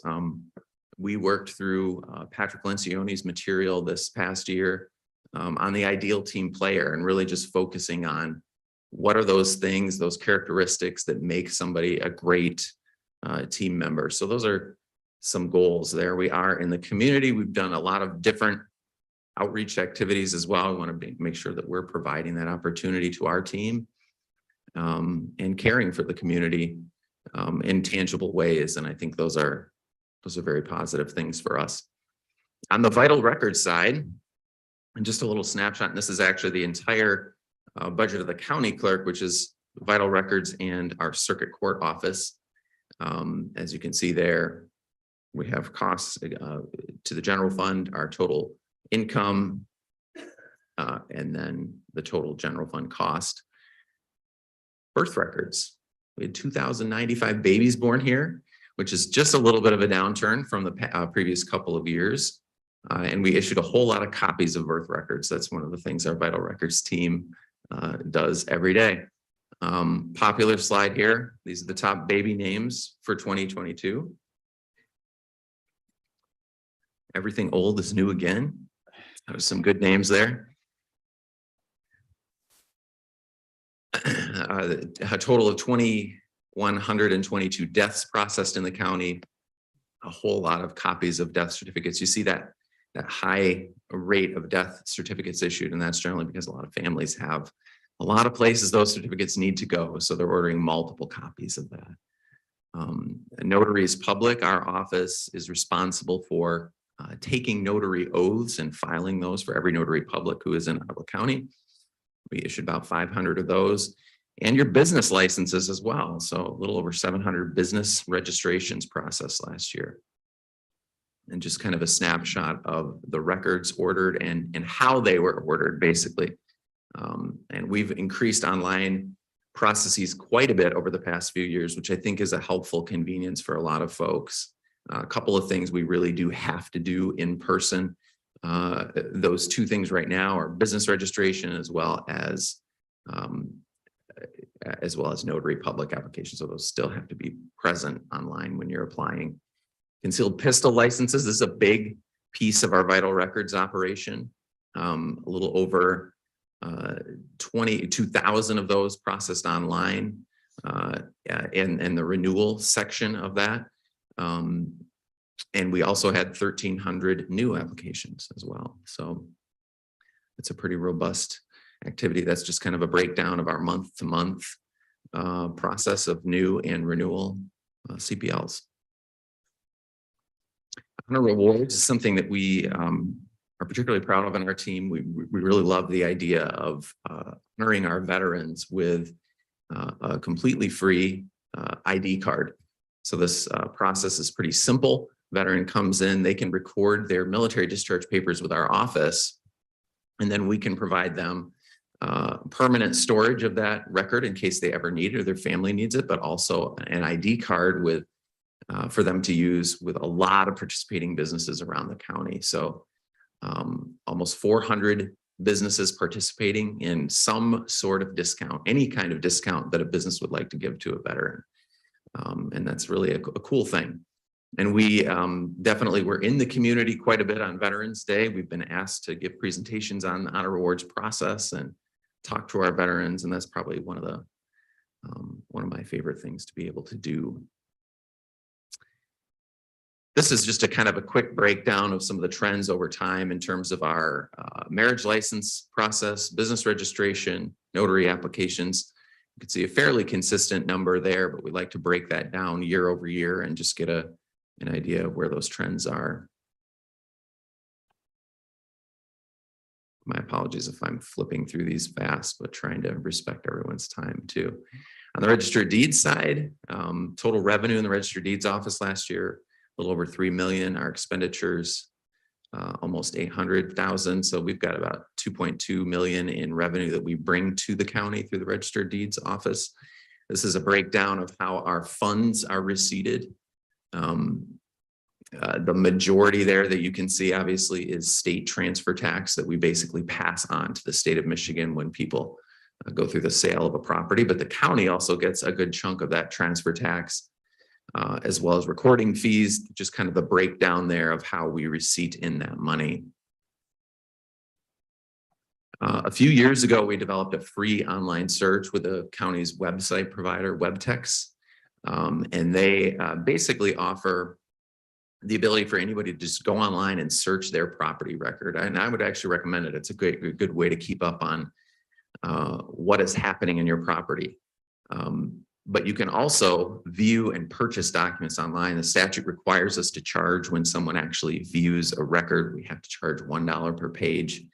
And so we've actually brought in some revenue through that free search, but have also provided an easy access point for customers to see what is going on with their land records. Total documents recorded in 2022, 43,000, and that's down significantly from the past couple of years, including 2020 and the pandemic year. But I think this is largely due to the interest rate increases that we've seen, just seen less traffic overall in terms of whether it's essentially second mortgages, refinancing, or new home purchases seem to be trending about the same, but a lot of refinancing documents come through our office as well, and that's where we're seeing a little bit of that dip. Almost 76% of those documents recorded electronically, and that's big for us because that is a major fraud prevention avenue. So when documents are recorded online, they're directly coming through verified transmitters such as title companies, attorneys, real estate attorneys, and lending institutions. And so that is a very high bar for someone to commit fraud with. We also have a lot of metadata on those documents as well. And so a great avenue to secure those documents is by recording them online. Passports, something that we do basically as a public service. We're not required to accept passport applications, but this is something that is a convenience for our customers, and we do have quite a few people that use those. So we are about a 13-week wait in case any of you guys have fall travel plans and would like to come see us. Little bit of a wait there on passports, and unfortunately we have no control over that. Another customer service that we began providing in 2020 was CPL fingerprinting, and this was really due to the fact that we had a lot of backlog in the sheriff's office due to the pandemic and just restrictions on how the sheriff's office could process fingerprints. And we ended up, after conversation with Sheriff Kemker, taking this piece on for our CPL customers, and really makes it kind of a one-stop shop. So if you're getting a CPL, you can really walk right over to the fingerprint station. We can take care of you all in one, rather than having to make an appointment or trying to coordinate between departments how we do that. The plat board, our Ottawa County plat board consists of myself, Chairman Moss, and our treasurer Amanda Price currently. And in 2022, we actually approved 10 final plats. These processes all go through the Register of Deeds office and the treasurer's office, essentially verifying that the property is clear on all taxes. We verify the name of the zone of the development, and then we make sure that all those details are correct. So still a lot of building activity obviously happening in the housing sector here in Ottawa County. One of the things in Register of Deeds office we've also done using technology is we used to return by mail every document returned, recorded with us. So we take the physical document, scan it into our system, which becomes the original document by law. And then we would mail back these packets of documents to our constituents. And this has really been not only a time-saving issue, but a cost-saving issue for us to basically utilize software where we provide a link to all these documents for every customer who records with us. So a good savings there on the Register of Deeds side. And then you can see, and again, even though our document count is down significantly from 2021, the funds receipted has not gone down as much, which is where we're seeing, the property transfer and purchase of property is still happening. And obviously the value of those purchases is still relatively high. So the funds received into the general fund haven't dipped as much as the actual documents. Some other trends there. Our passport trends. And circuit court records. Our circuit court records team, I'm very proud of this team of 18 people who serve very closely with our circuit court judges. So Judge Van Allsburg, obviously our chief judge, Susan Franklin, our court administrator, and all of our judges and court staff. We work very closely with them. Our team receipted in a total of almost $3 million. Collectively, of course, all sorts of court fines, costs, fees, restitution, case filings. And that keeps us very busy between the receipting and the actual filing of case documents. We're a little bit under 130,000 individual documents filed, 4,000 cases. And we split that up in teams. So essentially we have a criminal team, civil team, domestic team, and our family division team that all work together with our courts to ensure that we have those records filed with our office. We had a high number of jury trials for us, 33 jury trials, and Susan, I think, talked about this a couple of weeks ago. This is not pandemic related. This, I think, is just an increase that we're seeing in the number of actual trials. So our office is responsible for interfacing with every juror that's called to serve. So I promise you the jury solicitations are completely random. I have no control over it. We use a computer program to do that. One of the frequent calls we get is from people who are just, sometimes a little surprised or, again, I've never been called and I would love to, but others don't feel the same way. Our family division, we had 102 adoption cases, and we had a total of 8 of those finalized on adoption day. And I know some of you participated in adoption day. In November, every year, we coordinate with our court staff to just showcase the adoptions that are occurring in Ottawa County. And that's really an amazing thing. And that was an increase again for our staff in terms of the processing of those adoption cases and documents. And so that's good news. And seeing the funds receded, the trends over time here, indicating a big portion of these funds relates to court collection and costs. And so in 2018, 2019, our court collections department of the circuit court made some changes as well. And so the funds receded there, even though their collections department makes the calls, our staff receipts in those court payments. And so we've had fluctuation over the past couple of years in terms of the amounts that we collected on cases, mainly due to fines, fees, and restitution. Documents filed pretty much on par where we have been over the past several years. Cases as well, we haven't seen too many dramatic decreases or increases in case filings. Again, jurors a little bit higher than what we have seen over the past couple of years. Elections. Our elections division team, here's just a snapshot of our 2022 budget. And this budget does fluctuate quite a bit depending on the election year, right? We have a relatively quiet year this year, but we are also ramping up significantly to be able to support our local clerks in the implementation of Proposal 2 that passed in 2022. So a lot happening there. But this is a snapshot of 22's budget. We had a total of, this is kind of a breakdown of the ballots cast during each election. So the May election that we just had last week actually saw quite a bit higher turnout than that. I think we were at a 20% turnout. Again, still relatively low, but typical for a special election. Absentees, this is a very interesting number that's obviously changed dramatically since the passage of Proposal 3 in 2018, where basically anyone in Michigan can get an absentee ballot. So we typically see in the smaller the turnout of the election, the higher the percentage is of absentee votes cast. So you can see that breakdown there.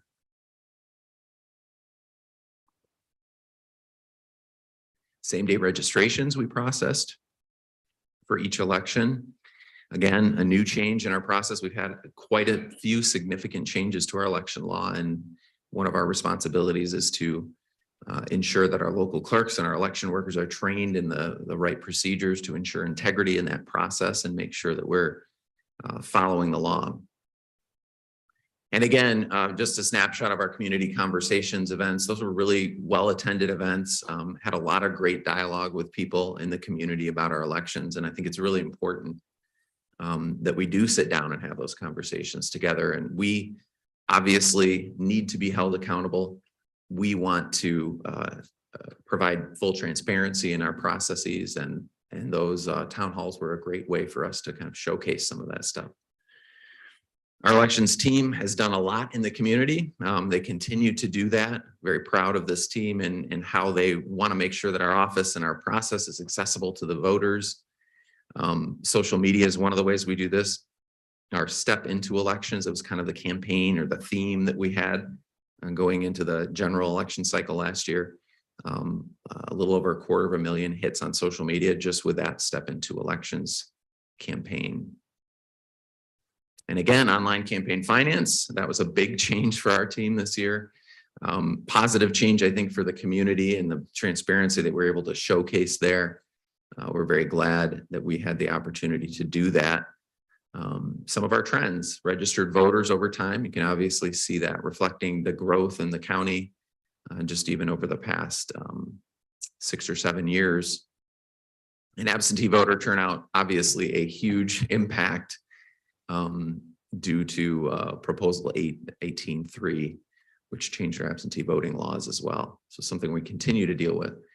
We did have a very small recount of the November 22 election as well as a part of the statewide recount that was requested. We had a couple of precincts in Ottawa County, and we went through that, hiring bipartisan team of election workers who are here locally in our community to count those votes by hand, which is also something that we do in post-election audits. Couple of goals for 23 and 24, launching the .gov website for election results, which we actually just rolled out and announced for the May election, as well as the elimination of electronic transmission of our modems. And I think that was just in general a good best practice for us in terms of how we secure the election results that come in unofficially to us on election night. That process went really smoothly overall. We're going to continue to tweak that, continue to kind of hone in on those best practices and make sure that we are delivering results in a secure way, but also efficiently, because I think it matters to have results in a timely fashion as well. Other things we are working on, the implementation of electronic roll call, agenda management software, which Patrick and the team and administration has been working closely with us with. I think that'll be a positive change for you guys, hopefully, and certainly want to serve you well in that capacity. Rollout of our case management system across the circuit court, that is a big deal for all of our justice users in the county. So including law enforcement, obviously the prosecutor's office has a big role in this, our district and circuit court, and we are sort of on the front lines of this. The date continues to be pushed back a little bit at the state level, but we are at the ready and basically ready to roll this out. We're hoping through the summer months as well. And we continue team development, very important aspect of our role as managing a team of 40 people is making sure that we're being responsive and giving them some tools that they can use as well. So we're proud of that, and we're going to continue with that. This year, we're focusing on the Clifton Strengths Finders initiative, really a great tool for just communicating as a team. And in honor of Tulip Time, there's a windmill for you. I am happy to take any questions. Tried to do it fast. I don't know if that was considered fast. Commissioner Bergman.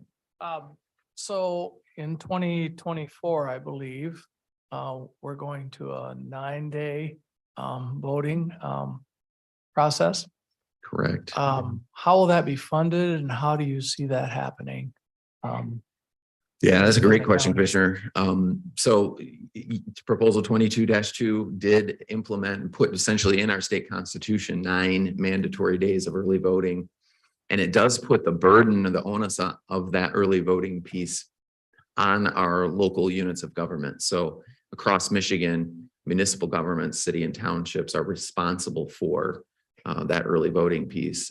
We've had a number of conversations with our municipal clerks, as well as many of my colleagues around the state, because it gives them the option to contract with the county. And we think we can save some real dollars, some significant taxpayer dollars by doing it in essentially vote centers around the county that are operated in conjunction with our municipal clerks. But it doesn't necessitate having 9 days of early voting in 23 jurisdictions. The equipment cost, the personnel cost is big. And so we've had really positive conversations kind of moving forward in cost analysis with Paul Sachs, Department of Strategic Impact has helped us a ton. I think Paul was here earlier, but where we're at today is we are standing willing to partner with our locals and helping with this. And I think we're having really positive conversations. I know Chairman Moss and I had talked a little bit about this as well. And we're looking forward to kind of that next step, which will be a little bit more of a formalization of contracts, which of course will come before you as well as local units of government, but they are essentially paying for the process. So you're looking at, rather than having 9 days of the same voting precinct, places where people vote, having more centralized locations that they can go for the first 8 days, and then on the 9th day, having the individual locations open. Right. So on election day, this wouldn't change any of that process. But early voting, when you look at models and how other states have done it, it is developed sort of on a vote center model where there's a couple of larger locations that are located conveniently for voters. Think about it like a sports facility off of a highway, or utilizing areas that are convenient for voters. And what we've seen in data across the country is voters typically, it's about a third, as a general rule, when voters participate in states that allow these things, it's about a third early voting, a third absentee, and a third on election day. And so we're kind of gearing up for that sort of a process. But I think really importantly for me is the integrity of the process and making sure that this is very new, this is different. There's a lot of things that are changing. And so we want to be as prepared as we can to give tools and resources to our clerks for that. Commissioner Cosby. So the Arizona, I think, is using the voting centers, correct? Yeah, they do. I think they do use a vote center model. Yeah, because I know they ran into problems in 2022 related to the voting centers as well. People Yeah. having moved because of tabulators going down or not working. Question for you, are we still using ERIC? Yes. Yeah. Michigan is an ERIC partner. We have been since late 2018. Secretary Johnson initiated a contract with ERIC, and then it was executed in 2019 by Secretary Benson. Would you mind explaining what the ERIC system is? Yeah, and I know we've gotten a lot of questions, some feedback as well from constituents on ERIC. So basically, ERIC stands for Electronic Information Registration Center. It's a state partnership, a state-based and state-funded partnership of currently about 36 states in the country that basically share data when a voter moves into one state from another state. And so the big example that we like to use is Florida, because we have a lot of cross traffic between Michigan and Florida. So, if I were to move to Florida tomorrow and change my driver's license and register to vote there, that initiates a transaction in ERIC, or I should say a notification, where the state of Michigan is notified that a voter moves. And so ERIC is really the one and only tool we have currently to, prevent voter fraud in terms of how multiple voters and multiple state registrations happen. We have other internal mechanisms within the state of Michigan, but when we're talking about cross-state traffic, it's really an essential tool. We've removed a little over 300,000 names from the Michigan voter roll since 2019 based on ERIC. And that's based on data provided by the Secretary of State's office. Personally, I'm not a huge fan of the federal government controlling a lot of things in elections, but this is one of the things I think the federal government should really do.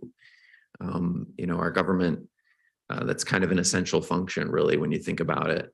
And for the federal government to be able to provide that resource of interstate connectivity with the data, I'm not talking about a national ID card, but the ability that we have to actually know whether or not voters have moved and registered in other states is really important.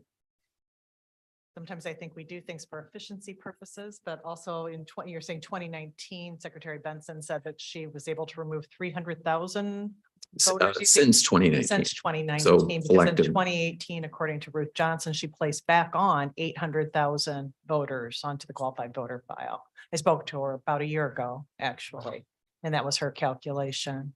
So a lot in and around that qualified voter file. And Justin, when I'm speaking to you, please know that I'm not addressing the clerks in our county. I think you're Oh, yeah, wonderful. It's absolutely. not Many that. It's how many hands are actually on the qualified voter file. And so Eric being a concern, because again, that's outside organization having access to our qualified voter files movement. On our Sure. Qualified voter file. Yeah, and I appreciate your concerns. And obviously, I mean, you and I have had many conversations and we hopefully will continue that dialogue as well. I think it's important. So we welcome the questions. Absolutely. And I think just real quick, sorry, I don't want to take up time, but to your point on the Arizona vote center issue, I think that's an issue we're looking at very closely in terms of how ballots are issued at vote centers as well. We have the ability, to print a ballot on demand,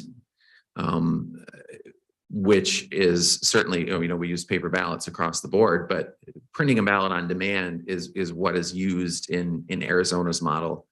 I have a couple of concerns with that process. I would want to make sure that we had the right kind of security in our ballot processes where we really tighten that up, particularly on the watermarking of ballots, making sure that the paper used is paper that we have control over.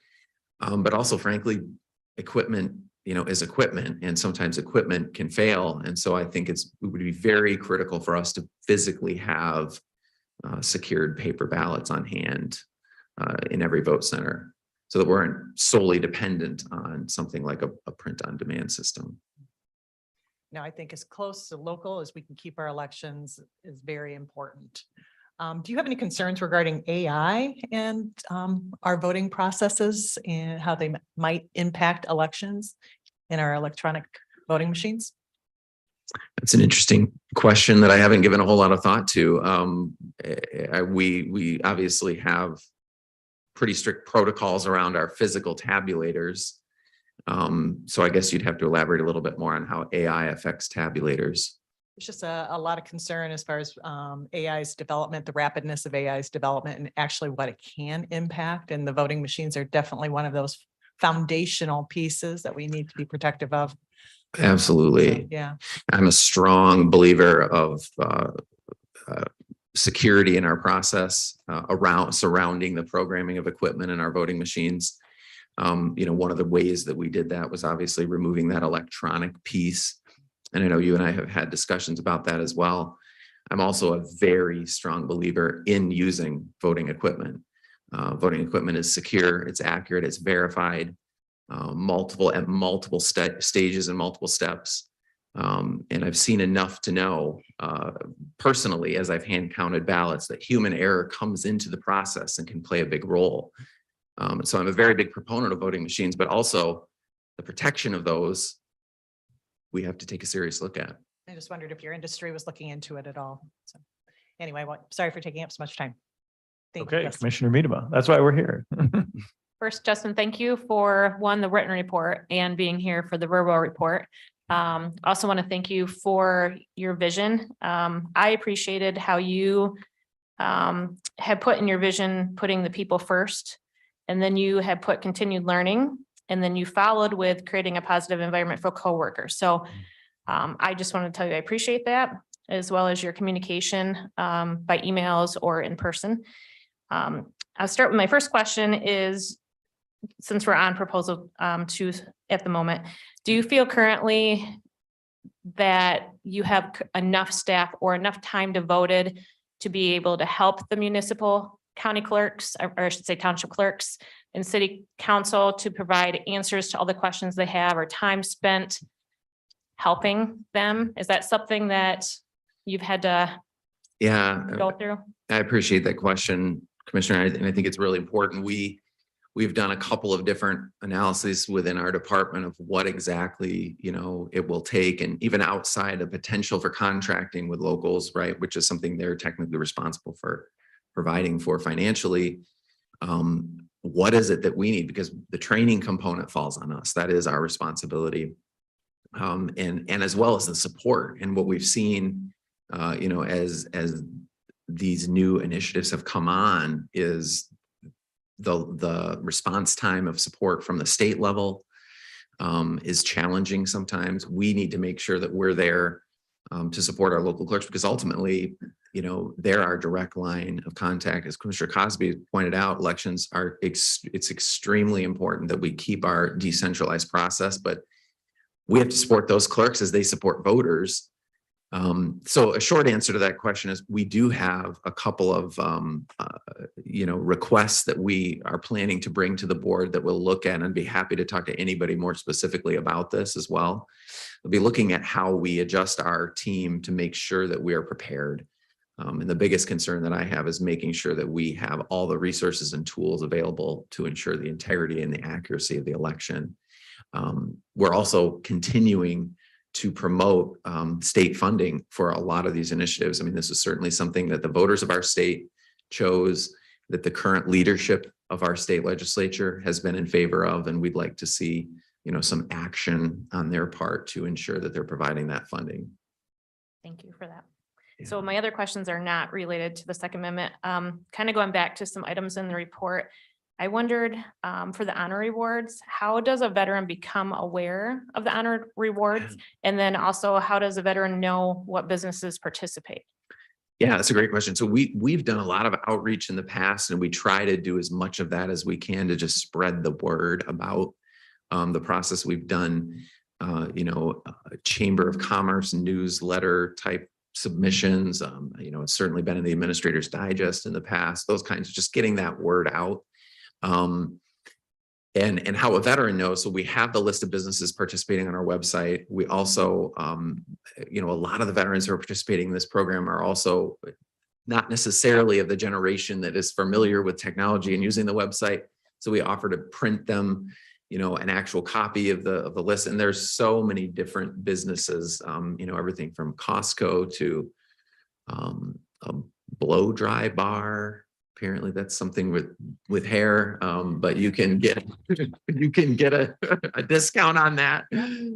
So, you know, it's really a cool thing, and it's something that our businesses really like to do as well. It's not very often you make cold calls to a business and they're excited, you know, about, oh yeah, this sounds cool, we can help that out. So yeah, it's kind of a multi-pronged approach, but we'd love any and all ways to spread the word. We can get some information to you guys as well, if you're interested in just passing that on however you want to. Thank you. And I just have, I think, one more covering some of the stats. Just wondered if you might have, it doesn't have to be right now, but maybe more of the stats from birth and death. I noticed that birth had went down, death went up, but it didn't really show more than just a 1-year difference. So I just wondered if there was more stats like over a time frame.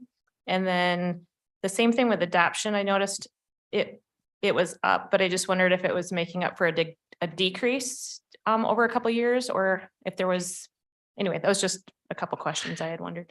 We can definitely follow up with those trends. Yeah. Sorry about that. No, you did great. There's just a couple extra questions I had. So thank you. Thank you, Commissioner Ebel. Going back to the voting machines, there was a couple of questions that I had some voters wanted me to bring to you and maybe have you explain it. Yeah. The first one was, I know we've read a lot in the papers, and I think that's probably why the voters have some concerns and questions. When a voter passes, how does our county handle making sure that they're come off their voter rolls? And the second one is, I know there's been a lot of coverage, I guess, regarding voting machines being hooked up to the internet. And what kind of steps does our county take to make sure that there's no interference and everything is accurate? Yeah, no, those are two really good questions, and questions that we get a lot as well. So quickly on the death of a voter, that transaction happens in a number of different ways. There's a couple processes in Michigan that happen. The primary way that voters are removed, I guess I should say the most deceased voters that come off of our rolls come off from an interface with the Social Security Administration and the Department of State in Michigan. So the Social Security Administration monthly sends a list of deceased individuals, and they provide that to the Department of State. The Secretary of State's office basically removes that data from the rolls. But we also play a function in that as well at the county clerk's office level. And I've been a pretty big advocate of a legislative change that we actually saw last year that would allow county clerks to immediately flag for removal a deceased voter. As you know, I mean, we accept the death record. So we literally are the first point of contact with a deceased voter with that information. And so that legislation passed last year, allowing us to do that. And we're doing that pretty much on a very regular basis. I think we're required to do it monthly, but we're doing it. And then it has a shifting timetable as we lead up to an election. But this is really a process we can do daily. There's no reason why we shouldn't be doing that. And so that's what we're doing here locally. The third aspect of it, and again, you know, the actual registration official is the local clerk, the city and township clerk, and they are responsible for physically canceling a voter in the system. And so everything does kind of flow back to them as well. And our local clerks read obituaries. That is a responsibility of a clerk. And so there's really kind of a three-pronged approach. The vast majority is coming off just data wise from the Secretary of State's office, but we are diligently keeping up on that as well. That was a great change in legislation because before we would have to collect all those names.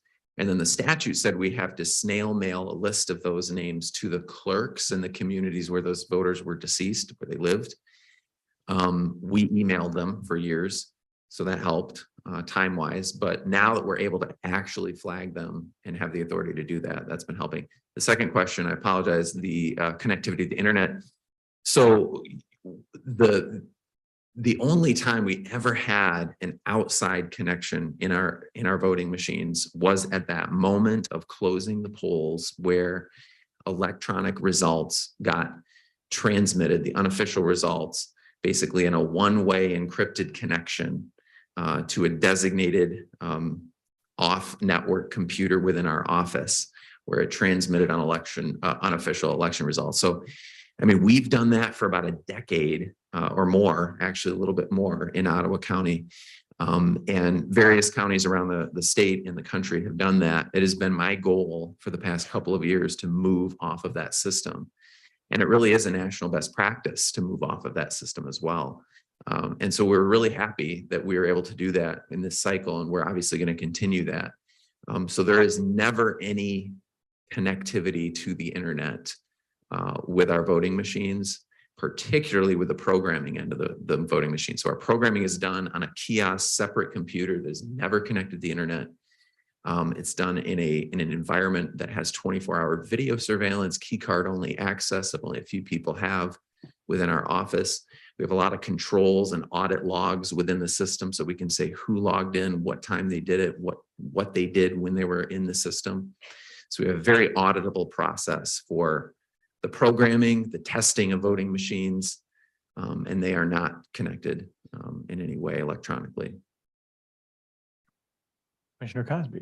Oh, just really quickly, I was looking online for Eric and Shane Hamlin. NPR does report that states Florida, Missouri, and West Virginia are beginning to pull out of Eric. Yeah. Yep. So that advantage that you have, yeah. And that's an article from March 6, 2020. Yeah, we've been following that closely, and it's truly unfortunate. You know, we've been following, and this is my personal opinion on this, and I suspect our opinions may differ, Commissioner. It is the only tool we currently have to fight interstate voter fraud. I am not a fan of eliminating that before we have an alternative. And the data is there to back that up. Okay, but yeah, he is closely aligned with the Democratic Party. Shane Hamlin is. So just FYI. We've done a lot of research. Again, that's not something I control. I appreciate your thoughts. I know. Yeah, you try to make it as unbiased as you possibly can, especially with situations like qualified voter files in our elections. So but I know it's hard to do. I know it's hard to do. Commissioner Rhodey. So I just have a question. When I was looking at the organizational chart for your Yeah. department. I just noted, as you can tell, elections is a very important subject to so many people in our county. So I was looking at your org chart and I see that you have an elections intern in that department. And so, I don't know, to me, I was just thinking, since it's so important to us, is there a need to turn that into an employee position? I'm just thinking perhaps we can be, I'm not saying you're not being careful with an Right. intern, but it just seems more secure if we have whatever that workload is, be an actual employee versus an intern. I mean, that's a great question. That's something that we're very thoughtful on as well in terms of, in terms of access, right? There are different levels of access within our team. Kind of getting back to the earlier question in terms of where we're at workload wise, I believe we are at a point where we could utilize a full-time person in addition, particularly with proposal 2 stuff that we have to do anyway, regardless of whether, we're contracting with locals, but specifically on the security controls. For example, the programming room that I talked about, our intern does not have key card access to the programming room, and the intern position, which we've had for about 12 years now, is not touching ballot programming. They do assist with the public test, for example. So they can, put a ballot, feed the ballot into a tabulator and logic and accuracy testing, but they're not a part of that program. So there's a lot of controls that we have. One of the other big things that our interns are helpful with is we provide, by law, we have to provide the precinct supplies for every jurisdiction. So we have 112 precincts roughly within Ottawa County, including every county board, just a little bit more. And so our intern is amazing on helping on that front in terms of providing all the, it's a lot of work, a lot of hands-on type of work, events that we do in the community where, we're maybe registering voters or providing information. But that is a very good point. And I think that's important for us to note to you and to the public. We want to have those access controls and full-time staff is how we manage that piece of the process. Thank you. Anybody else? Commissioner Curran, then we'll come back to Commissioner Bonema. I just wanted to thank you and your team, Justin. Before I took office, I had the opportunity to come and meet with all the departments, and you all do a phenomenal job. It was truly one of my favorite tours. So thank you. Thank you for your integrity, and thank you for your service to our constituents. And I just wanted to say that for the record that I echo your sentiment this morning as far as the court case and the accusations that were levied against you with absolutely no proof or evidence at all. So I apologize for that, and I just want you to know that. Thank you. Commissioner Thanks, Bonema. Yeah, I was going to say the same thing, just to echo those sentiments. I've known everyone in your department to be full of integrity, incredibly responsive. And, whenever we've had questions from the community, you've gone out of your way to answer their questions in full and give them all the time that they need to be able to really investigate what their concerns were. And I really admired that about you. When these baseless claims against your department came from the Coleman Group, I was very disturbed, especially when I found out that they never even reached out to talk to you about these concerns. They just used them in court. So I also agree with Commissioner Curran. I apologize for that happening. I would hate to see that ever happen again, and it should not happen. So yes, you have my full confidence and many other commissioners' full confidence here, and the citizens of District 4 love you as leading this department. So thank you so much for your service. I have tremendous respect for it. Thanks, Commissioner. Anybody else? Anything else?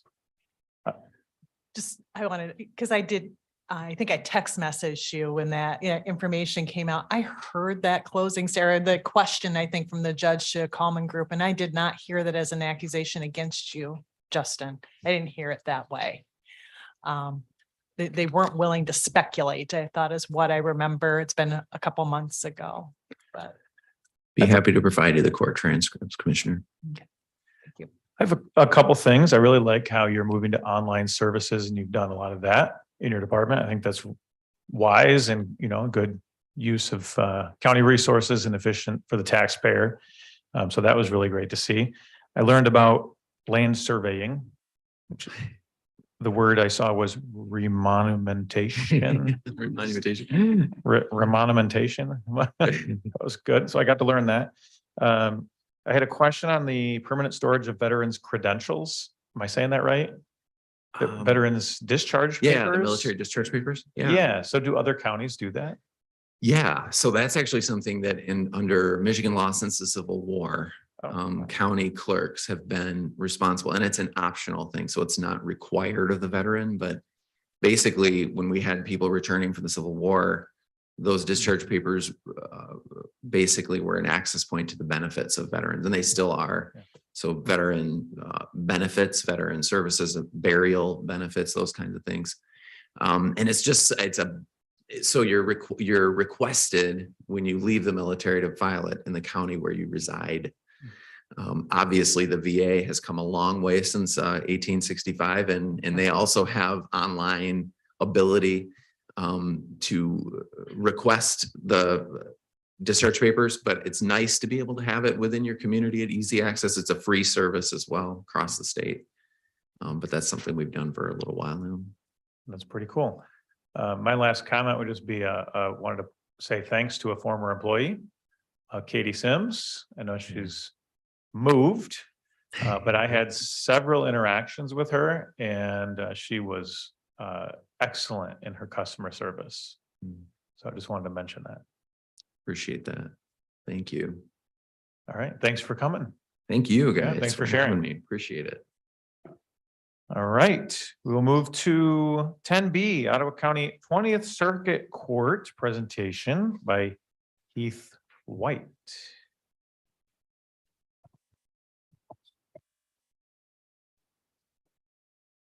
Good morning. My name's Heath White. I'm the supervisor in Holland for the 20th Circuit Court Probation Department. My counterpart, Supervisor Ben Sutherland, works out of the Grand Haven office.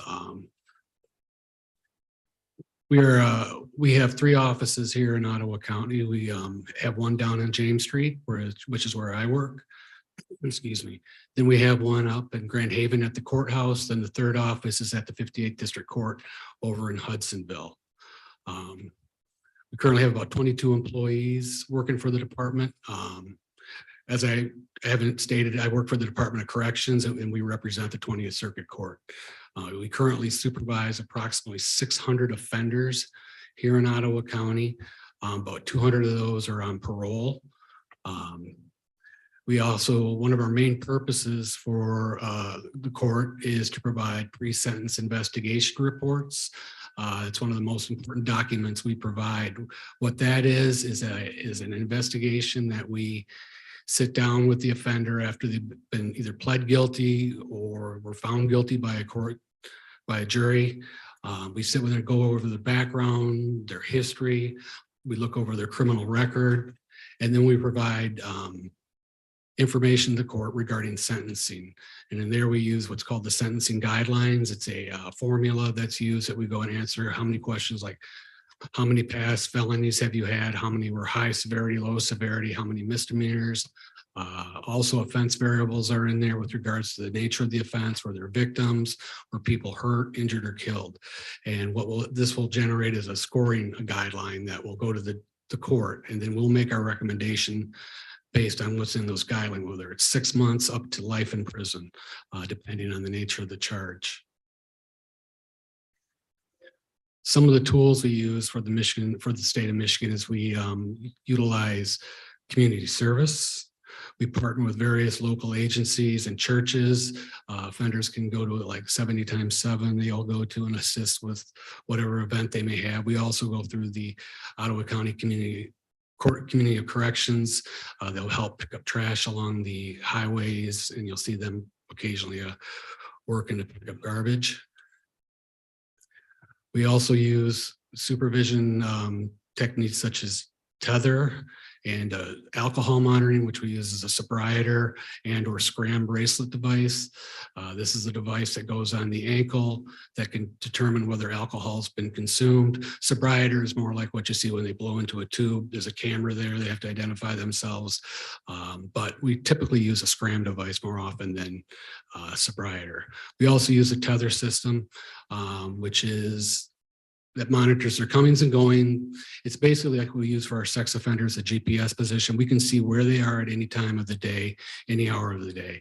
We currently supervise 35 sex offenders on GPS in Ottawa County. That way, what the agents will do is they'll monitor where they're at. If they have a victim they're not supposed to be around, we'll put what's called an exclusion zone around that victim and if the offender gets in that area, they get an alert saying, get out. Based on the violation behaviors, we have various levels of interventions we can use. If they have a drug problem, they get caught using drugs while on probation, obviously refer to treatment. We could also refer them to more community service or more tether up to even jail. For our parolees, which can, depending on the severity of the violation, can also be a return to prison.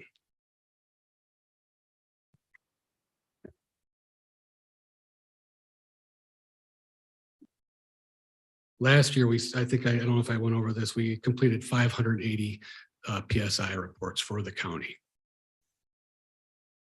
We've kind of seen our numbers drop over the last few years. A few years ago, we probably supervised around 800 offenders, right? Like I said before, we're down to 600. So we've seen a little bit of reduction in our population.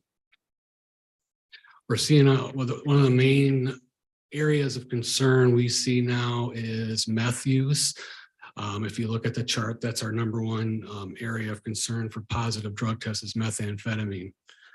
I don't have a rationale for that, but it's what we're seeing. It's a trend we're seeing locally. Both probationers and parolees are seeing an uptick in methamphetamines. I think Sheriff Kemper was here a few weeks ago to present, and I'm sure he had some data for you regarding the current drug trends.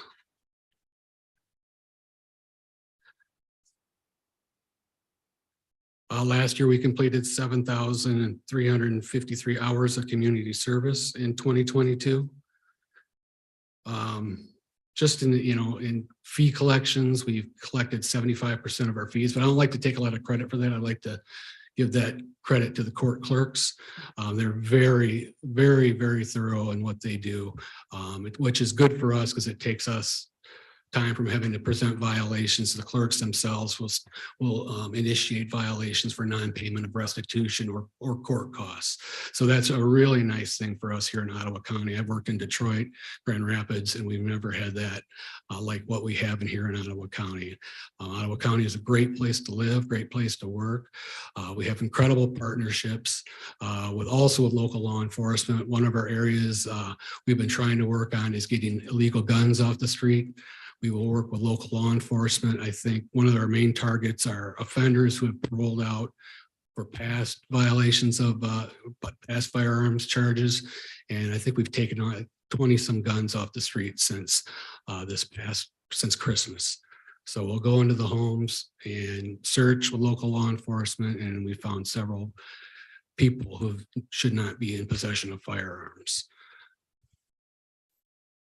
So I'm here for any questions you may have. I know a lot of people may not understand what we do or what it is we do, but I'm going to open it up for questions. Keith, can I ask a question? Sure. Go ahead. Why on the chart, it shows still a lot of a large percentage with cannabis? Why would that be yet? Because it's legalized now. Well, yeah, but I always like to say it's like alcohol. Alcohol is legal too, but not for some of our clientele. Okay, so 'Cause- this is for somebody that's under your care. Yeah, this is someone, yeah, this is not the general Okay, population. all right. I'm sorry, I should have clarified that. No, this is for people under the probation or parole supervision. They shouldn't be on these drugs. Yeah, they should not be on these drugs since they have a stipulation either by the parole board or the court itself saying you must not be under the influence of any illegal substances or substances, Any substance. any substances. Commissioner Miedema? No, I didn't have one. Sorry. Sorry. Thank you for coming today. No worries. Yeah, I noticed that one of the options for sentencing was a boot camp experience. If you could talk about what that is like for these folks, I'd appreciate that. So it is an alternative to, a lot of times we like to use this for people who may be on the borderline of going to prison. So what happens there is they'll go to over in Waterloo, Michigan, there's a boot camp facility. And it's just like going in a military boot camp. You go in there, they get their head shaved, they break them down a bit at the beginning. I've sat through a couple orientations and it's intense. And they do drills, they do marching drills, but while they're there, they can also work on things such as GED. They have some substance abuse classes for them as well, employment help, working on some of those skills as well. So, but it is like a military boot camp. So it is, we use that for guys that they might be able, they could go to prison this time, but let's see if use this as an alternative to prison, see if this will straighten them out. Commissioner Rhodey. I just want to thank you for your work. I have interacted with the population that you serve, kind of with an overlap serving in foster care. Thank And you. so I very much appreciate your hard work. I recognize that, you guys do very needed, difficult work. So thank you for that. Oh, thank you. Yes. And thank you for, for what you do to also help people rehab as best you can and guide them back in the right way. So I just want to recognize that. Our number one mission is keeping the public safe, but we try to do that through making sure offenders find some success, whether what barriers they have in their way, whether it's employment problems. We'll steer them in directions like Goodwill Industries, Michigan Works, 70x7 to help them with employment. If it's substance abuse, let's get them enrolled in substance abuse classes. Education, let's get them to Zealand Community for adult ed programming, and they can either help get their diploma or their GED. Commissioner Curran. Thank you. Again, I agree with Commissioner Rhodey. Thank you so much for your work and your efforts in the community. We really do appreciate it. So the boot camp that Jacob mentioned, I also noticed that as well. Who runs that facility?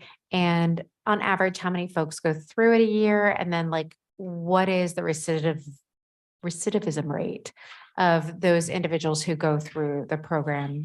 I'm not sure how many they have go through. It's run by the Michigan Department of Corrections. Thank you. The CFA unit, which we consider, there's two branches, two departments in the department. There's FOA, which is us out in the field, and there's CFA, the correctional facilities. So CFA runs that department, and I don't have any data right off the top of my head about recidivism for the program, but I can probably get you some easy enough. So thank you so much. Yep. Anybody else? All right. Well, thank you very much. Thank you. Okay, moving on. We have the Ottawa County Water Resources Commissioner Joe Bush. Welcome, Joe. Well, thanks, board. Ladies, don't leave. Just kidding. This is the best presentation. No, I'm the best part. To get a little humor going on. It's good to be like lunchtime. So thanks, Mr. Chair, and the rest of the board for your time today and talk about water. Oh, there we go. You ready, Shannon? Okay. So again, I'll just give you what happened in 2022, and we got a lot of things happening in 23. Sometimes there's an overlap because of so many things going on in our department, but we'll start off by the water drop, which is important for everybody, right? Water. what do we do? Responsible for planning, developing, and maintaining surface water drainage systems under Public Act 40 of 1956, which I brought this handy book called the Drain Code. If anybody gets bored, it's a lovely read. And it's very hard to understand, but anyway, that's what I do by, I go by the state law and drain code, and that's how myself and my department operates. What's really important is the next paragraph. The Ottawa County Water Resources Department is made up of many moving parts, all focused on serving the people, and that is our primary focus goal. There's a lot of people in the audience or online that are watching, and they realize that. And I think a lot of folks on this board knows that by the communication logs we've had in the past and emails and me helping constituents and going to board meetings and you name it. It's very, very focused on serving the people. That's why I'm elected, and that's why the people work for Ottawa County, is to serve. And it's the businesses and associates of Ottawa County, Michigan, with the highest levels of environmental stewardship, efficiency, and economical consequences, which whatever we do has a consequence. So we try to do it in the most cost-efficient, environmentally friendly way, because water is important to all of us, whether it's surface and we flood or not, or a lack of, which we don't have enough. So, you know, there's a balance there, and a priority is definitely focused on serving the people of Ottawa County. The water resources team consists of, again, we got a soil erosion sediment control team. We have an MS4 compliance, which is municipal separate storm sewer system. That's kind of a new person that we added in 22. I'll get into that later. And then we have a drain inspector, which is one for 1,300 drains, and myself. So we share that, which is a lot. When you got 1,300 drains and you got 300,000 people, it's a lot of work, but we're here to serve, and we'll do the best with what we got. We also do all the development reviews in Ottawa County. There's slides to kind of further that education for this board and others who want to know, hey, what's happening in Ottawa County for development, which you drive around, you'll see it, but I'll give a little in-depth information for that. And then our GIS, you know, people can go online. We have an awesome GIS department. I have my own GIS guy in my department, and I'll go into that in more detail as well. Soil erosion, just kind of gives you an idea of, we have 1,320 active permits for soil erosion for 2 employees, which is a lot. If you look at the chart, I'm a charts guy. I love showing data. We're right even where the last 3 years have really been pretty big. Since COVID, you know, COVID didn't shut us down. We were still working in the field every day, and those numbers show that. In 22, we had 742. And then, you know, we have a high number of complex permits, which are commercial and subdivisions and we'll get into that. And I want to highlight my team, right? 2 of the people who are in charge of this is John Broxmeyer, who is the agent. Every county has a CEA or a CEA, yeah, county enforcing agent. That's John Broxmeyer. Bill Hudson is his inspector. So it's the MS4. This one has been kind of a new position that the previous board approved. This has been around since 2001. There have been numerous previous boards that have approved things. We finally got to a situation we had to hire a full-time person because my staff couldn't keep up, nor could I, because of this is what that report in 22 we did. We have 7,900 basically catch basins. We had 1,200 of those get inspected, and then we have maintenance on those this year. We got 332 retention ponds in Ottawa County that I oversee. 54 of those got inspected. 20 of those are going to need, you know, some maintenance as far as like dipping out. Just general maintenance hasn't been done in 20, 30 years. They're either plugged, water quality in them aren't best. So we're kind of looking at doing that maintenance this year. We have 658 total outfalls. We had 200 inspected, and there is no illicit discharges detected, which is good. That means a lot of our outfalls that we're inspecting are good water. So that's a priority for us. And these are 3-year inspection reporting cycles. So Evan Canute, who was an internal employee we promoted to this position, is listed on the bottom. Drain inspections. This is another fun part. These are inspection reports. Every time somebody calls, we put in a report and we go look at it. You can tell that we're back up on the high end again, right? The inspection reports have increased by 210 in 2022 to a 554 total. These are ones that we're actually looking at and trying to, thank you, I was going to ask if you could move that. So I appreciate that, Shannon. And then again, that's one full-time inspector and I do assist because he can't do it all. So I'm in the field probably 3 or 4 days a week. I don't always dress like this. A lot of you see me in my work clothes out in the field, which I love doing that. Jake is my drain inspector, who is fairly new. He was new in 23. My previous inspector of 11 years, who's been with me, went to Allegan County Drain Office for his future, what he wants to do in Allegan County. So he left on good terms, but he's got higher, he must be more in Ottawa in 24, if you know what I mean. So I applaud him for that. He's going to take that step forward.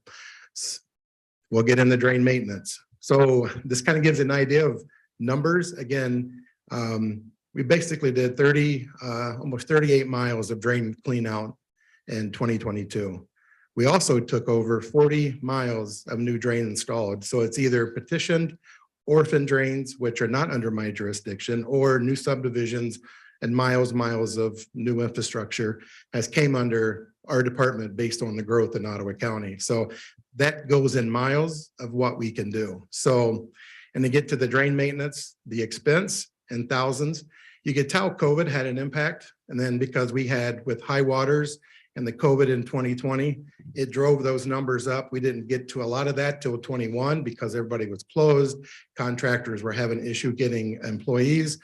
Well, that number spiked up to over 700. Now we're back down to basically 522, which we're right back on track again. So again, that's Jake, my drain inspector. So that kind of gives you an idea how much money it costs to do the drain maintenance. This is just maintenance, just average maintenance. Development reviews, these are always fun to do. So I did a 15-year and I went back and this averaged 68 every year. We had 86 in 22, which was, fairly high number. And then forecasting 90 plus in 23. My office is just jam-packed. And, Clerk Roebuck talked about this as far as the plat board, signing new plats. Ottawa County is still growing. And these trends and these numbers will tell you that what's coming in. Just a little highlight, and I wrote some of these numbers down. For 22, I did 4 apartment complex reviews. We did 4 churches. We did 27 commercial sites, which are either new or huge additions in Ottawa County. We did 2 improvements for the different parks, not Ottawa County, but different township parks. We did 22 reviews for industrial projects.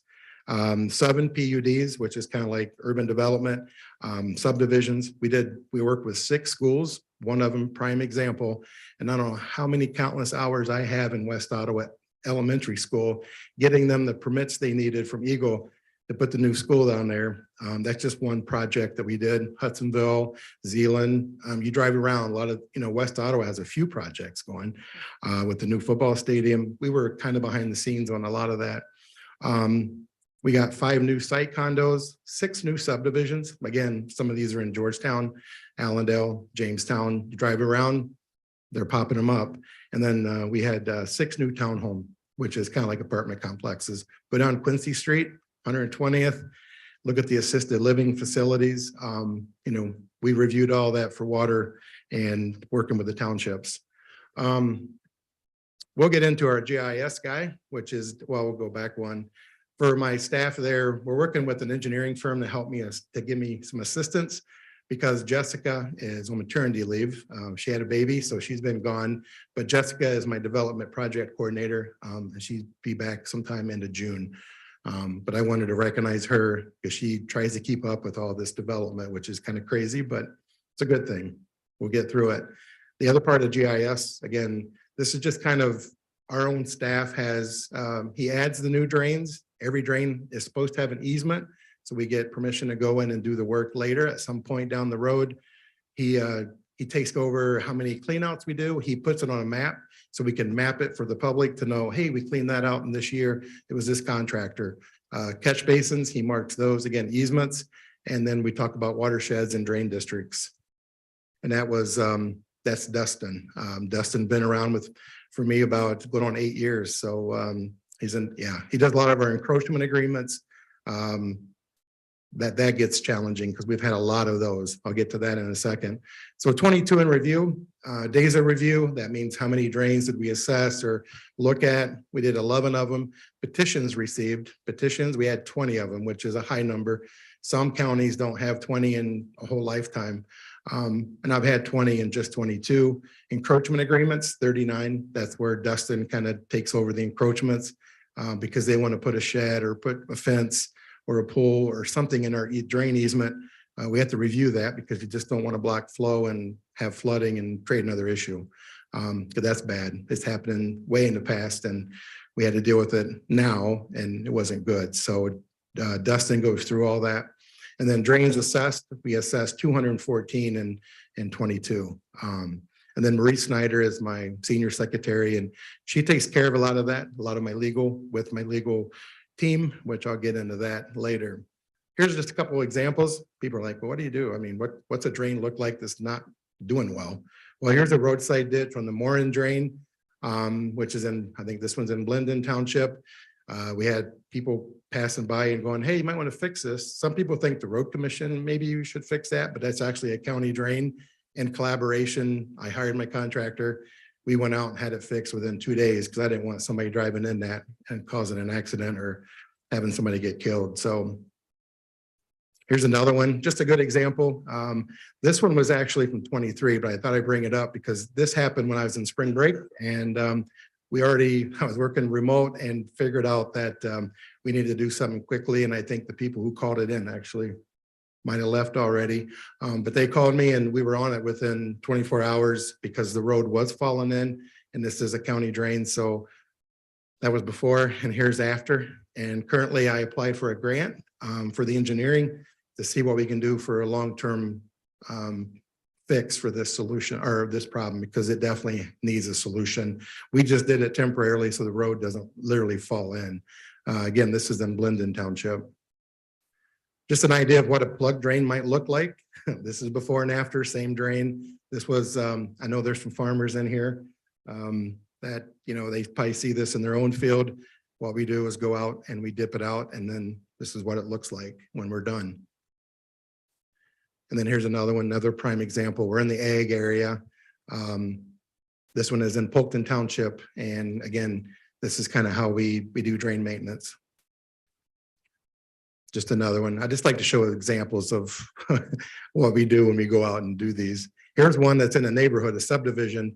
This one was really bad. They had flooding and then the picture's a little distorted, but here's a before and then there's an after. And these people were ecstatic. But you know, we're more reactive than proactive because I only had one staff and 1,300 drains. But when there is a problem, we go out and try to find a solution and we bid it out and try to be cost effective and actually work with the municipalities and the property owners and dip it out and get water to flow. And then talk about soil erosion. When you see the black fence up in different projects, this is what we do. People get permits for it.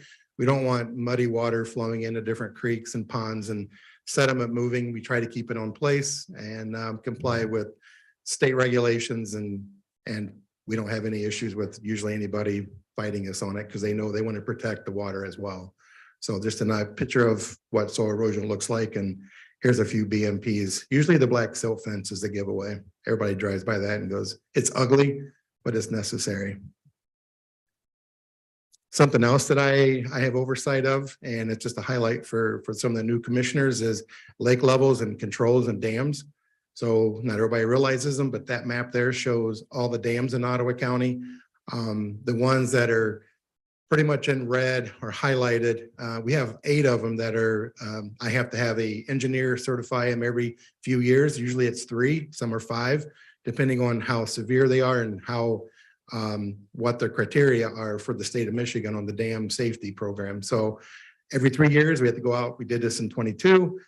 We go out and inspect them, make sure they're functioning, make sure that, you know, they're not going to have an issue. We don't have any dams like Midland County or any kind of, you know, if one fails, we're not going to have that kind of an episode. You're not going to see houses floating away, but there's a couple in Blendon Township that would definitely have an impact on the neighbors down below, especially the roads. It'd probably blow out culverts, take out roads and maybe the railroad, but you know, as far as homes floating, you wouldn't see that. Lake boards, just want to highlight, I sit on 2 lake boards with Mr. Bergman, Spring Lake and Lloyd's Bayou. And we've been doing work on those in 22, where there's more work to come. There's always work to do on these lake boards.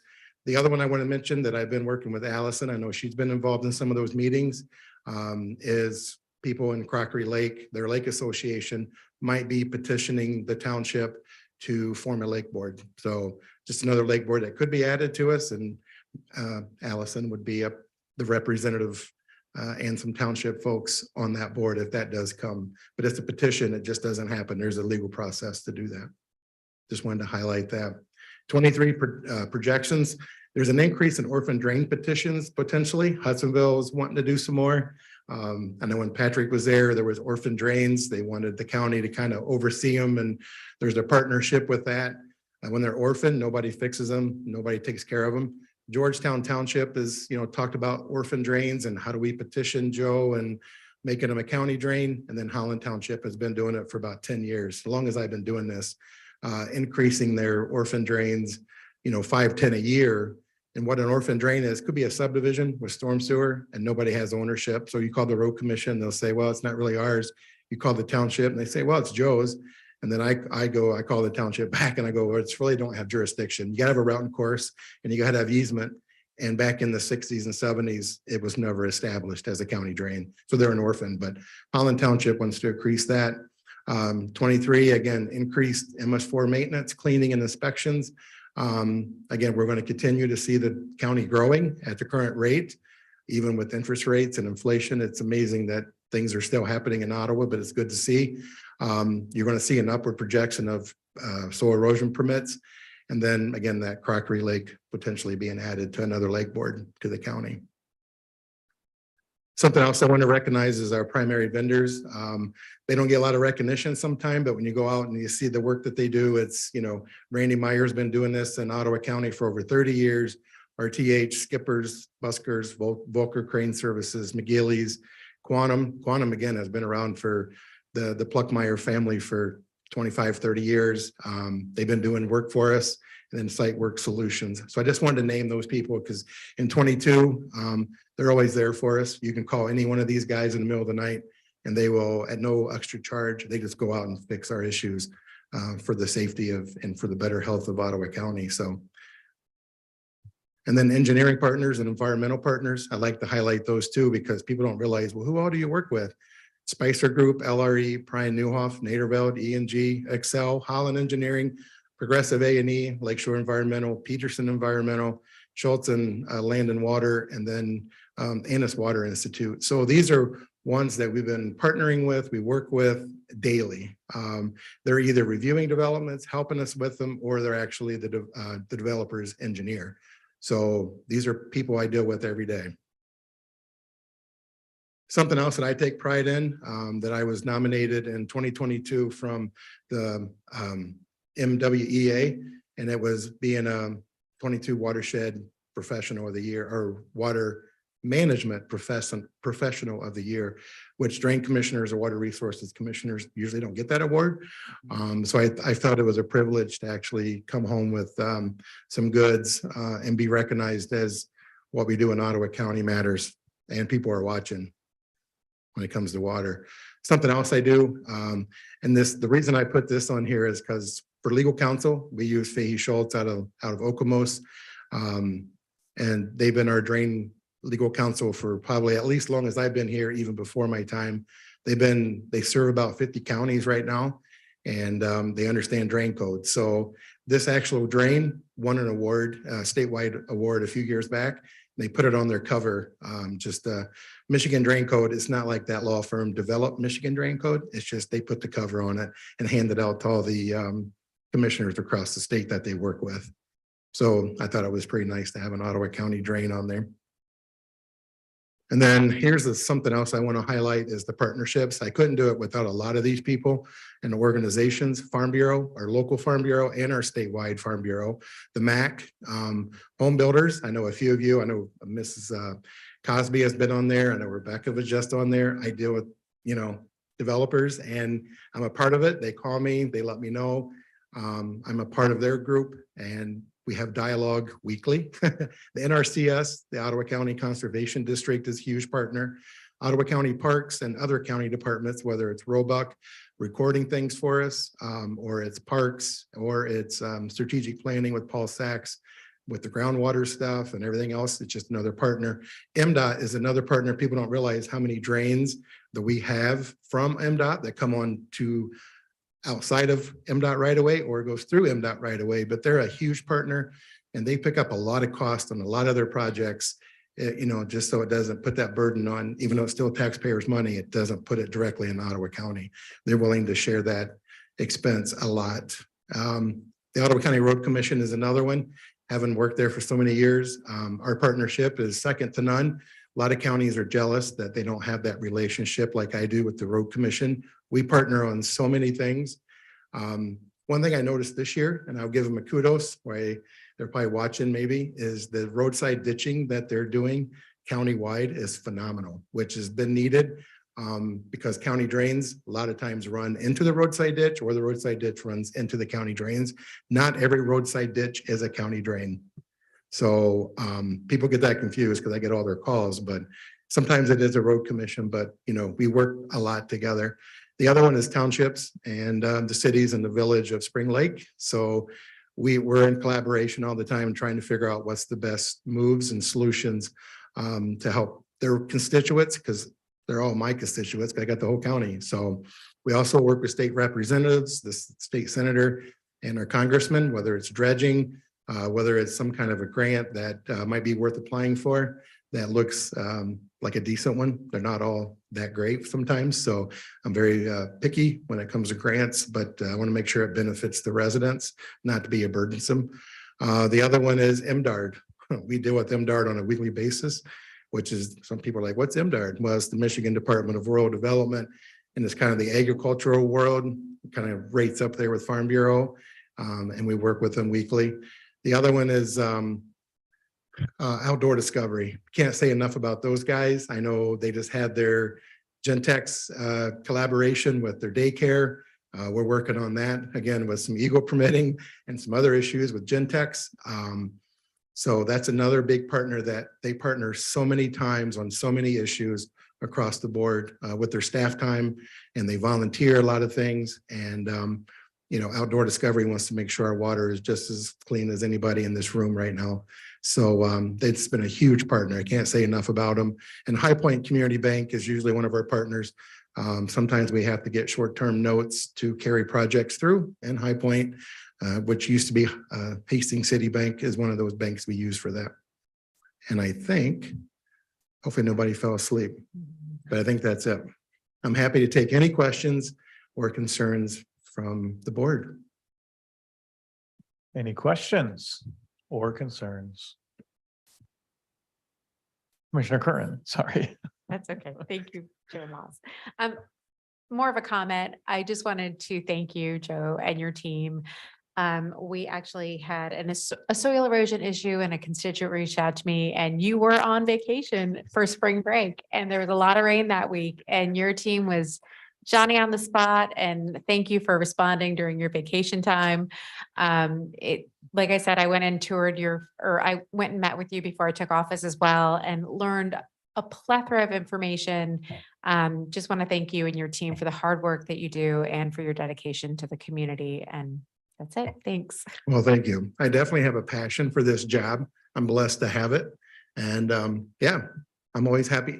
I think you guys have realized that when people call, I do go out in the field. I meet with constituents. I meet with the townships. When Eagle calls and has a problem, which happens quite often, I probably have 20 different developments right now where Eagle's like, Joe, if you need to be out there, if you're not out there, we might not go out there for quite some time. So I go above and beyond because I want to serve the people of Ottawa County in whatever fashion that is, whether it's a lake issue or whether it's a development issue. It doesn't matter. It's one size fits all with me. I'm here to serve and get it across the finish line. Yeah, that's evident. Thank you. I just got to say, my staff is only 8 people. Yeah. So it's very small, but we do a lot. That's my other question. Is there anything that we can do as a county commission to, I mean, how is your staffing? Do you have adequate staffing to continue to create this level of customer service? Oh, I think, we do our best with what we got. And what I worry about adding people is if the economy does go a different direction, then we have that, like, what are we going to do to keep you busy? Right now, we're getting by. I appreciate that question. I'm always thinking, man, I could add another 10 people easily. But what happens if the economy tanks? What happens, what happens with that staff time? It's tax dollars. I want to make sure I'm diligent with my budget and with the staff I have. We always find a creative way to lead. I believe wholeheartedly there's a way to get it done. You just got to figure out how to come up with the solutions. So I work with the 8 people I got, and we get by with it, but I appreciate it. I love to have more. Sometimes we do outsource to get that rough month. That way, when the month is done, they're not on payroll, or, or I don't have to lay them off if the economy tanked. You know what I mean? It's just that rough conversations. So we can always have more. Any other questions for me? I just want to thank you for your passion and all your work that you do, because you guys did come and work in the subdivision where some of the people live, and you guys were awesome with taking care of all of the water issues. And thank you so much. Well, thank you. There's one thing that I try to do is be in the community all the time. You'll see me at chamber events, Farm Bureau events, Home Builders Association, Realtors Association.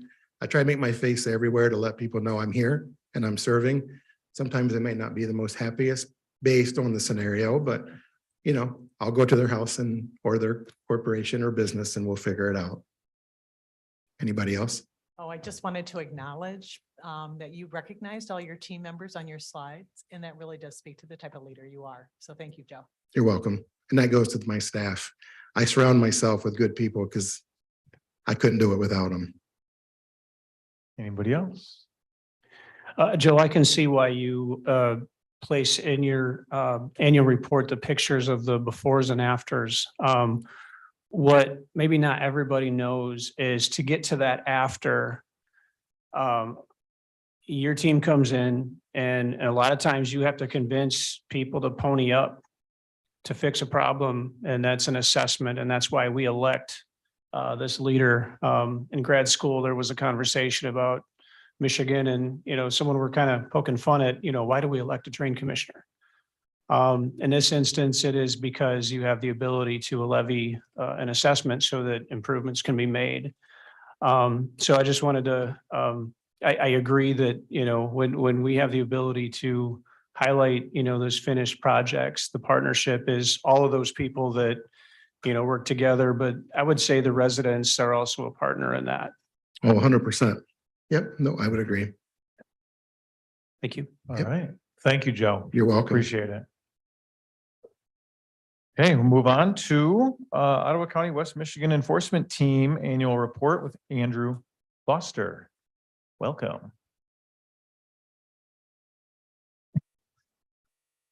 Good afternoon, everyone. My name is Andy Foster. I'm a lieutenant with the state police and oversee the West Michigan Enforcement Team. It's a multi-jurisdictional task force team here in Ottawa County and also Muskegon. I do oversee 4 other additional task force teams throughout Mid and West Michigan as part of my duties, but I can tell you for sure statewide, there's 29 multi-jurisdictional task force teams. And what that means for those that don't know is that we're a group of the law enforcement partners in the county. So outstanding support from the Ottawa County Sheriff's Department, Holland Department of Public Safety, and the state police here in Ottawa.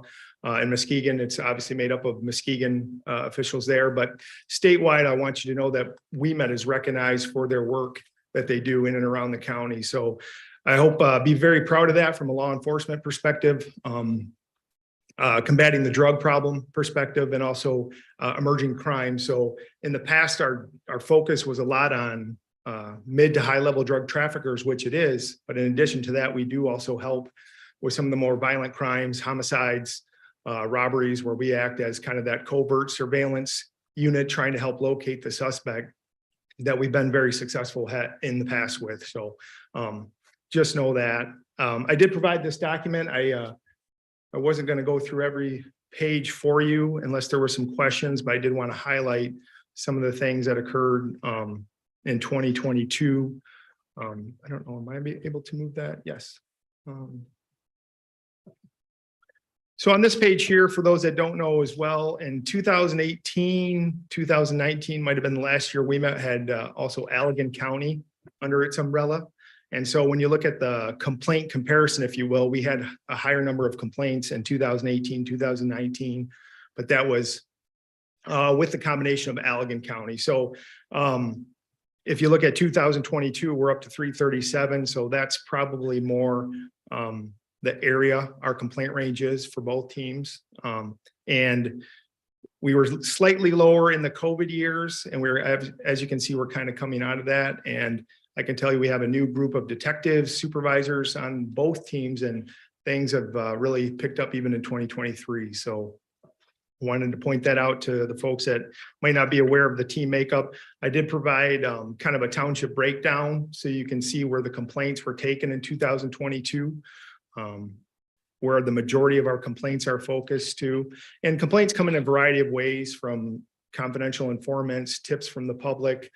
A lot of times individuals might get in trouble for other crimes and want to give us information.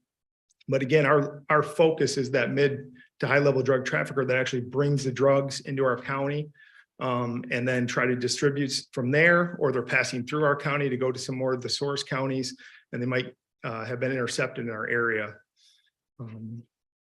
On page, let me get to it for you. Kind of the statistics of the breakdown from the past year. And I have a couple cases to highlight for you, but we had a huge increase in cocaine this past year. And it was cocaine seized from Ottawa County and Holland Township, in fact. We also had a huge increase in the seizure of methamphetamine pills.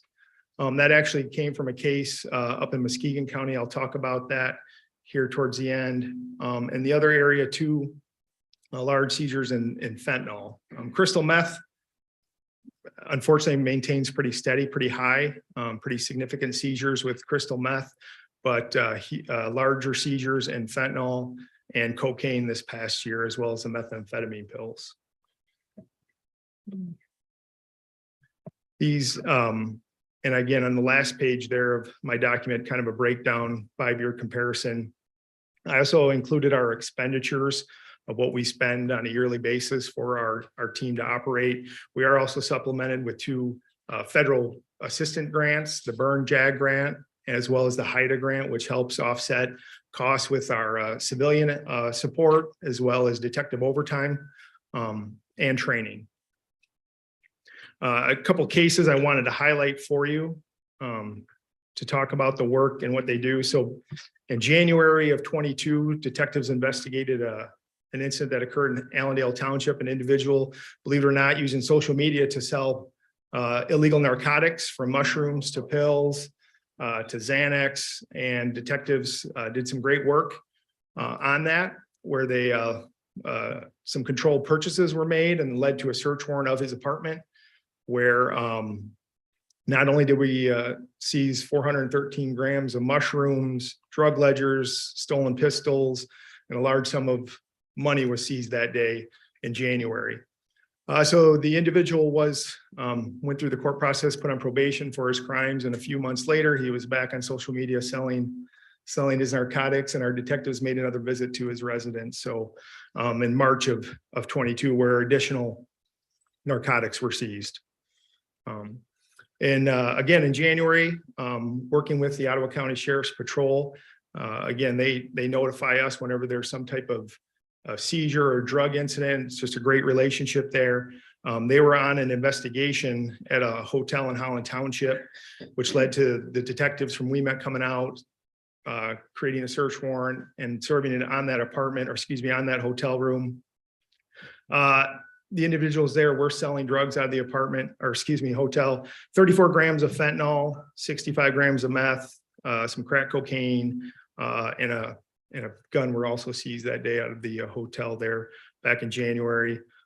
Again, in March, Ottawa County Sheriff's Patrol were out on a domestic complaint. Again, they observed signs of drug trafficking and contacted the WEMET detectives. So who responded? Again, drafting a search warrant, 30 grams of cocaine, 21 Xanax bars, 2 pistols, and several $1,000s were seized that day out of this complaint here in Holland Township. We also assist, in addition to those type of incidents, we also assist agencies from out of county. So back in March, a department out of Madison, Wisconsin contacted about a homicide suspect here in Holland Township. They initially contacted Holland Police Department, who reached out to us for assistance and surveillance in locating this person. With the cooperation of the 2 departments, and we did locate that homicide suspect here in Holland Township, who was then taken into custody without any incident and I guess sent back to Wisconsin to face trial there for the homicide. I guess I have 3 other cases I just want to highlight for you.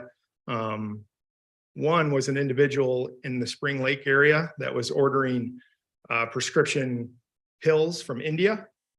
They were pain relieving pills, obviously need a prescription for it, but they were having it delivered to UPS store, the mail pack store there in Spring Lake, where detectives were able to intercept those packages. In total, there was over 50,000 various pills shipped over the course of a few months that we were able to intercept. Even at one time, the individual realized that we were intercepting these packages, sent in a friend who impersonated an officer to try to collect some of the packages. And we were able to arrest an additional individual for those crimes, in addition to the 50-something thousand plus prescription pills that were being shipped. Probably the bigger case occurred in July of 22. Initially started with some WeMet detectives and a great investigation that they began in the purchase of cocaine. We did partner with the DEA on this case, and we were able to serve a search warrant on a residence in Holland Township, which led to the seizure of almost 19 kilos of cocaine, in addition to 2 handguns and a large sum of money. And the 19 kilos is very substantial statewide, almost countrywide. It almost has a street value of $2 million. But it was a very large case. That individual just recently was sentenced to 12.5 years in federal prison. But that case also was an example of drugs that were trafficked via a vehicle, if you will, from the southern border all the way through the entire United States here to Holland, Michigan, before it was intercepted. So a lot of great work from the detectives. But again, I can't claim, I can talk to you about it, but I can't claim anymore because this is my job for them to brag about their work. But they did great work on that. And just the last one I just want to mention too occurred just in October. It was a detective set up a deal for 7 grams of crack from a suspect.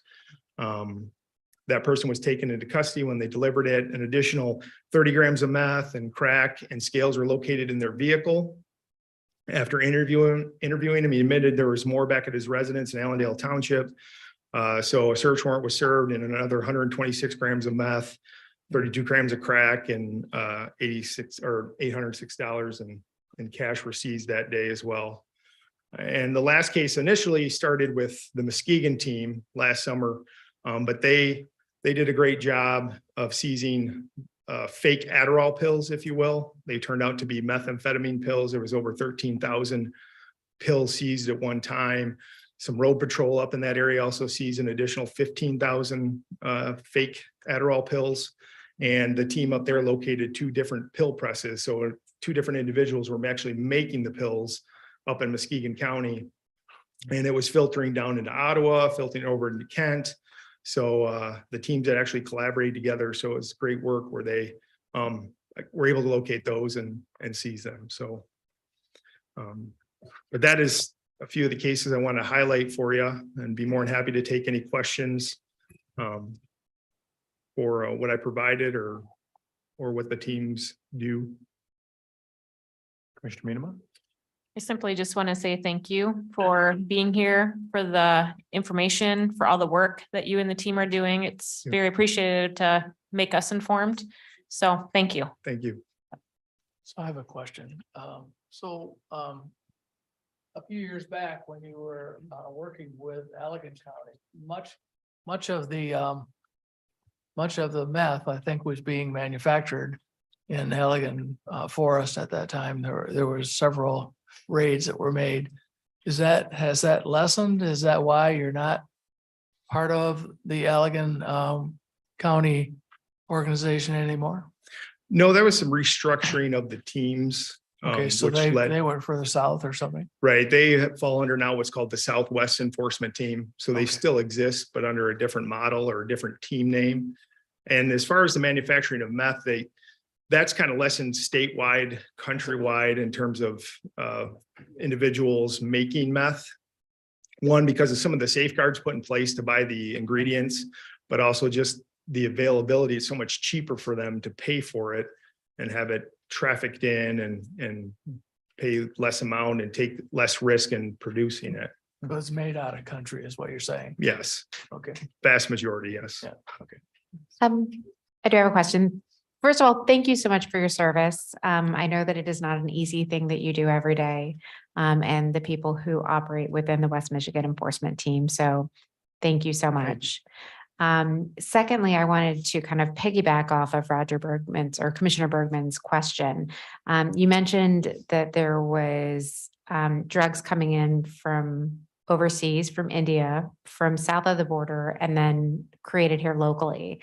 Of the drugs that you are, confiscating, where would you say the majority of it's coming from? Say based on interviews with individuals from Mexico coming up through the states, the border, making it all the way here to Michigan. And it's just, imagine our team, and then there's other teams like us throughout the state and Uniform Patrol that are all intercepting some of these drugs as well and trying to prevent it from coming here. But that's where the vast majority, I believe, are coming. So just to recap, so you're explaining to me that the majority of illegal drugs are coming across the southern border into I'd say West a crystal Michigan. meth or cocaine, yes, for sure. Okay, wonderful. Thank you. I represent Allendale Township, so I greatly appreciate the work you guys have been doing in regards to this. I think sometimes our community members would be surprised at the activity that goes on in Allendale. I'm just wondering if you have any insight in our area. Do you believe there's any correlation to it being a college area, or does it have nothing to do with that at all? Do you have any insight on kind of maybe why Allendale is seeing so much activity? I think it could be a combination. I mean, just based on some of the work we've done, it probably attracts, not necessarily have anything to do with the college or the students, but it attracts individuals to come to that area to try to take advantage of those folks is, I think, the bigger issue. Okay, thank you. Yeah. Another thing, and if there's anything that we as a commission can do to help support your efforts, please let us know. Yeah. Appreciate that. Thank you. Thanks, Andy. Thank you. Appreciate it. All right, we have reached our second opportunity for public comment. Like to come address the board? You have 3 minutes. Please introduce yourself. Dave Moore in Allendale. First, I'd like to thank WeMet for all they do. But there's a shortage there on the prosecuting attorney side. They do the work, prosecuting attorney slaps them on the hand and away they go. I speak from experience. Okay. Second of all, I would like to say Mr. Joe Bush is, in my opinion, probably the best drain commissioner we've had in my experience working with the drains and helping to clean them out. And I appreciate all he does. Keep him in his work clothes. That's when he's at his best. I also want to address one other department, the health department. I was hoping the ladies would stay because I want to appreciate everything they've done to help me into the next stage of what I want to talk about. You heard, we're here for the money. We're not here for you to question our questions. You're not here to manipulate our questions. You have no oversight. It's not your problem. It's not your opinion. It's we're moving on. Just give me the money. I call it arrogance. I can say things that you can't. I've felt that arrogance and even more so from a different department. It's called the Ottawa County Road Commission. Even to a further level of lying to the court system. Proven lies. Some of you have reached out, some have not. It's wrong what happened. When I find out my own judicial system doesn't work, what's left?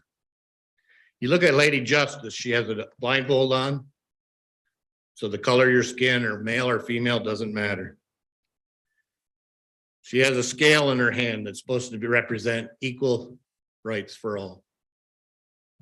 And she has a sword in the other hand to protect the integrity of that scale. Unfortunately, my life says the blindfold's off, the scale is not true, and the sword is used to stab the people that are put forth before her. I'm still waiting, and I'm not trying to be impatient, but this was a perfect opportunity for me tonight. The other thing is you don't know, but your prosecuting attorney back in 2018 filed charges against a woman for taking her phone away from her daughter because she got in trouble at school. But we don't prosecute people that grow marijuana, mushrooms and stuff like that in Allendale Township. Allendale's got a problem. But you know what? If the prosecuting attorney doesn't do something about it, now we know where the problem is. And I would tell you this, the Second Amendment is guaranteed my right to have a gun. My right as a father, as a parent, comes from a higher authority. And it'll never be taken away, no matter what laws are passed in this land. My authority, my God and my Creator. Thank you. Thank you. Would anyone else like to address the board?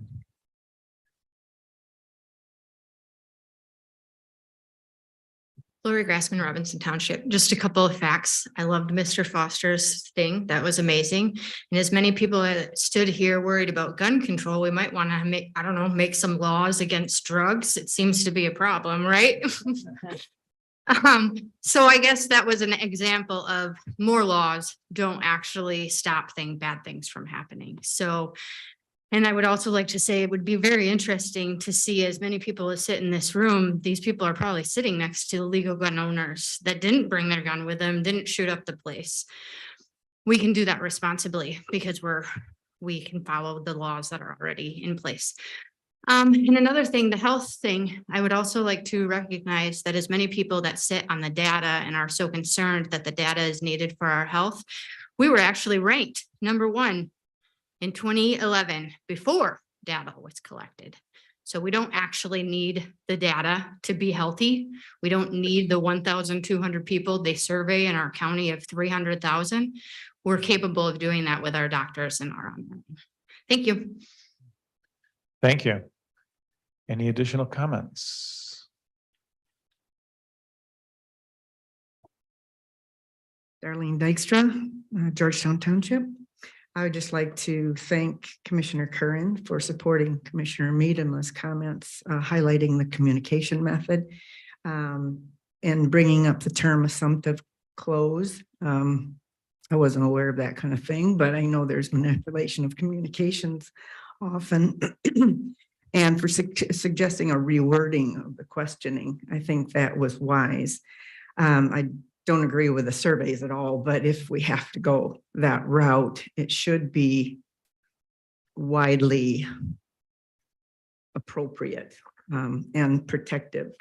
And getting back to the assumptive clause, we all know, I think we all know what assume, spelling of assume breaks down. So it can lead to a breakdown. I'd like to thank Commissioner Bonma for suggesting getting the minutes from the same meeting.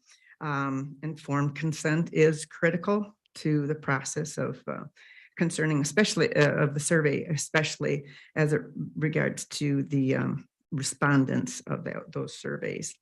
And I'd like to, the informed consent is critical to the process of protecting those respondents. And I'd like to thank Ms. Monterey's support of Commissioner Bonma in getting the minutes from that particular meeting. I think that's critical for all of you to understand totally by seeing those minutes. So I thank you, and I appreciate all those reports that I just heard. Average citizen isn't typically aware of that kind of stuff, so it was very enlightening. So I thank you. Thank you. Lisa Bosch from Wright Township, and I just want to thank you guys for the questions that you asked of the health department. I know that if I was not what some people would call me as a Christian nationalist, I could have turned those. I usually watch the videos at home because I've been watching my granddaughter just because I don't want her to be babysat by anybody else or somebody that I would rather her be with somebody I can trust. But I would not want to personally get a cold call like that. And I thank you guys for bringing these things to question, because if I was not a Christian nationalist, what some people would call me, I would not really typically know where to go, and I would probably have a flare up. So I just want to thank you. I thank you for the freedom to be able to come, and for the encouragement. I thank you for having my back in Ottawa County. Thanks. Thank you. Anyone else? I'd just like to comment, Commissioner Rhodey, you're correct in your statement regarding public health. Just quickly look at how other public health departments receive their CHNAs. Ohio, there's a health collaborative serves Greater Dayton area hospitals, Greater Cincinnati, Southeast Indiana, Northern Kentucky. One thing, it's 20 or 36 hospitals, 22 health departments are involved. Michigan, we have a Northern Michigan Public Health Alliance. That's 31 counties, as close to us as Newaygo. Maybe it would be good to see how their hospitals do this across those counties. Just saying, this might not be the holy grail for a work product at the Department of Public Health. It might be more efficient to purchase the CNA if they need it from the hospitals. Then we would be able to not have this nonprofit structure, Healthy Ottawa, operating out of Ottawa County Health Department. Thank you very much. Thank you.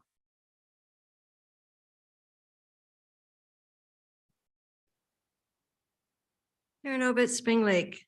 I feel like if only I had my pom-poms, I could be giving us all a cheer. I love talking about elections, so I was rapt during the elections report from our county clerk, and I want to thank him and his staff for the excellent work they do.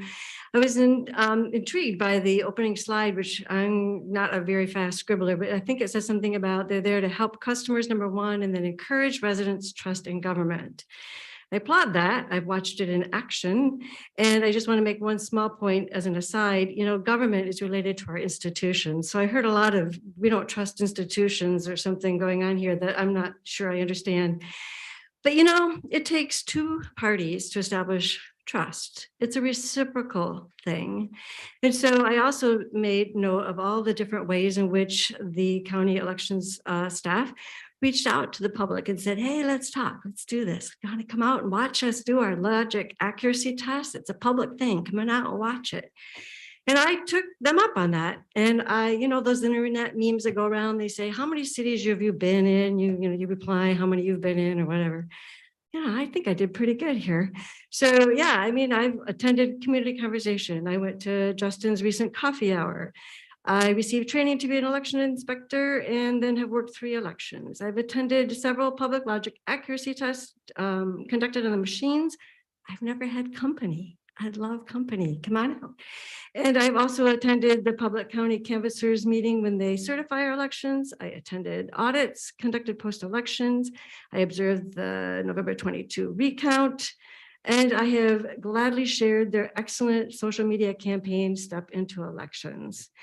And these are all wonderful ways in which his staff has reached out and said, hey, let's have a conversation, let's establish that trust. I would just encourage all of you, participate. That two-way street is wide open. Thanks. Thank you. Anyone else?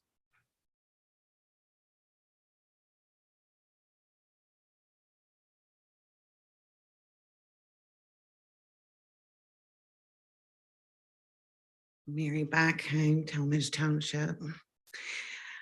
I was deeply concerned that certain members of this board were excluded when contacting Mr. Gibbs about the survey. That doesn't sound like good governing to me. That sounds like you're trying to create division within this Board of Commissioners. Like Gretchen, I would like the names of these commissioners who decided that they were in charge and didn't have to answer to all the constituents of Ottawa County. Because despite your saying, Joe, that it wasn't a majority, so you don't violate the Open Meetings Act, doesn't make it unethical and wrong. The other thing is, I found it odd that the Ottawa County Corporate Council is attacking someone who is an integral part of Ottawa County.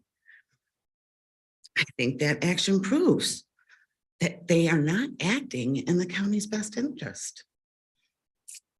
I think that's just cause for getting rid of them.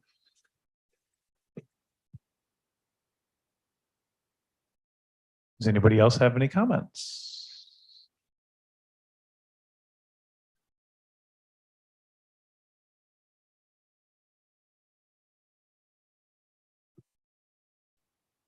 Good day, Commissioners.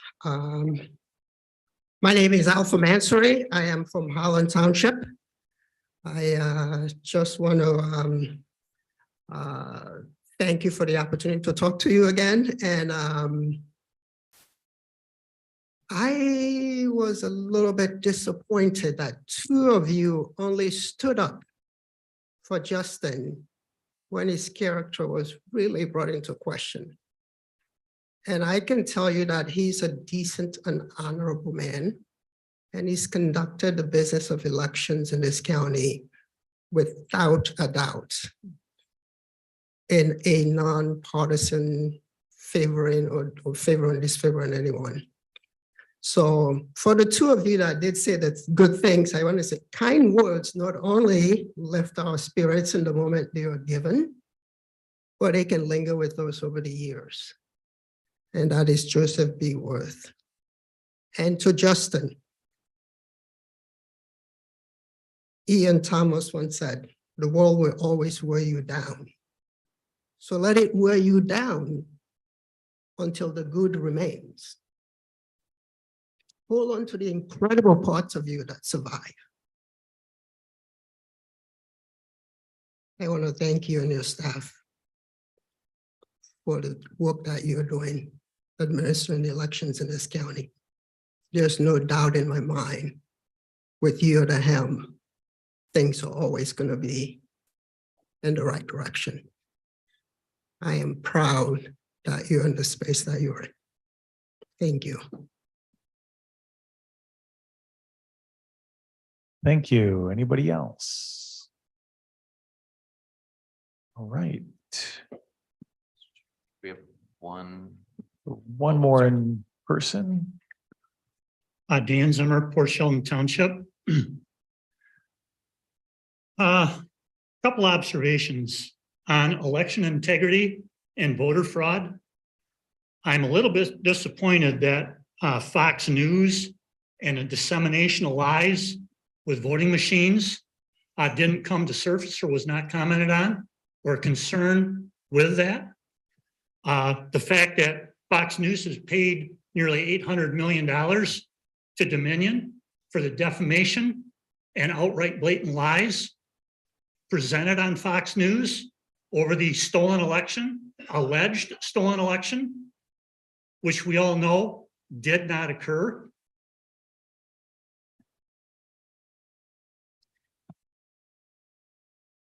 With regard to Justin Roebuck commenting to Commissioner Crosby that he would provide the court transcript, I would like to know if that offer exists to the public, because I have my email address here and I would like a copy of that as well.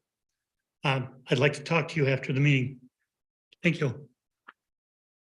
Thank you. Was there anyone else in person? Okay, we'll go to the online comment.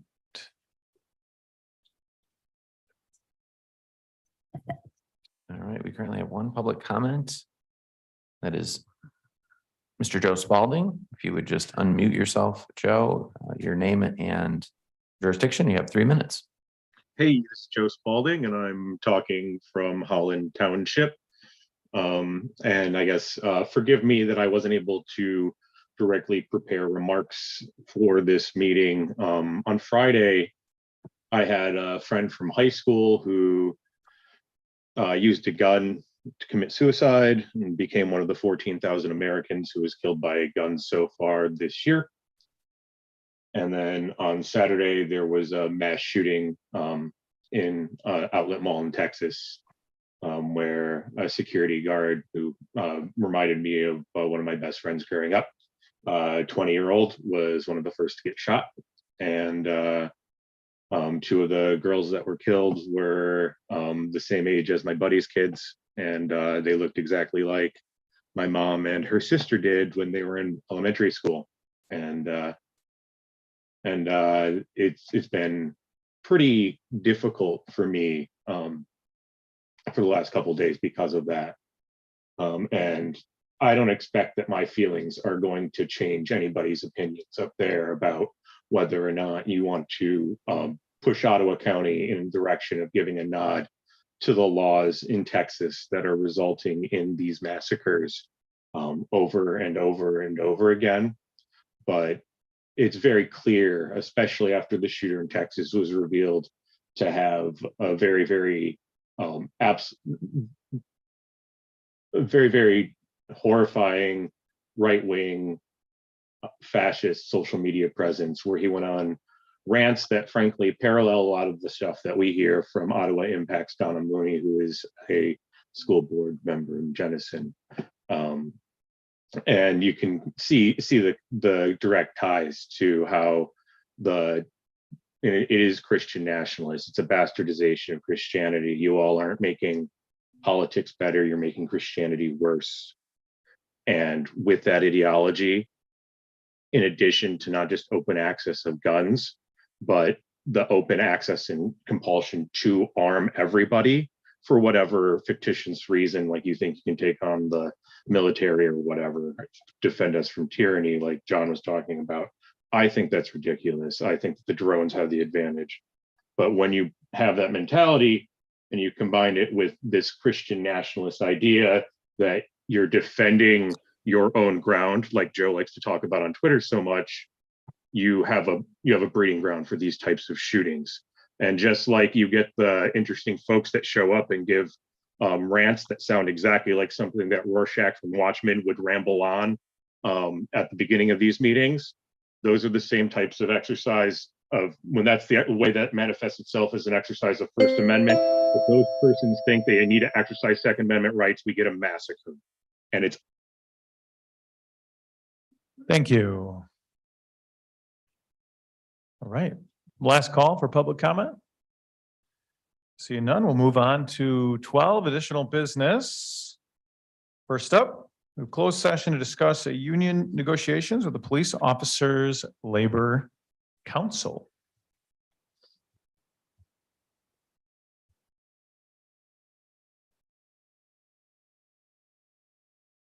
We're moving, but do we need a motion to go to closed session? Could I please get a motion to go to So moved. closed session? So moved. Second. All right, all in favor? Any discussion before we go? All in I favor, think, Mr. please? Chair, we Aye. have a voice vote, and it requires a 2/3 majority to go into closed session. All right, will the clerk please call the roll? Yes, sir. Mr. Zylstra, Yes. Mr. Bergman, Yes. Mrs. Ebel, Yes. Mr. Belknap, Yes. Ms. Cosby, Yes. Mrs. Miedema, Yes. Mr. Bonema, Yes. Mrs. Rhodey, Yes. Mrs. Curran, Yes. Mr. Terpstra, Yes. and Mr. Moss. Yes, You have the required 2/3. thank you. Are we going in there or is everybody going out?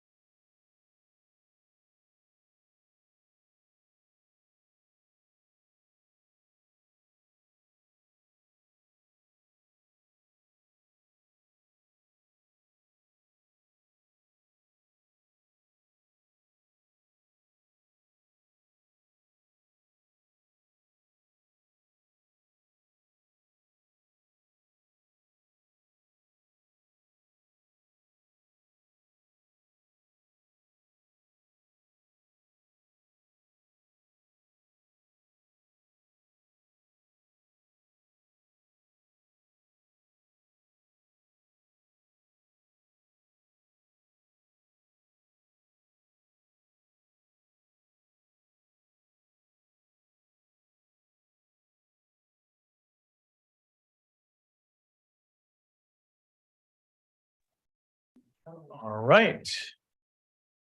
Thank you, everybody. We have an opportunity for a motion from Commissioner Rhodey.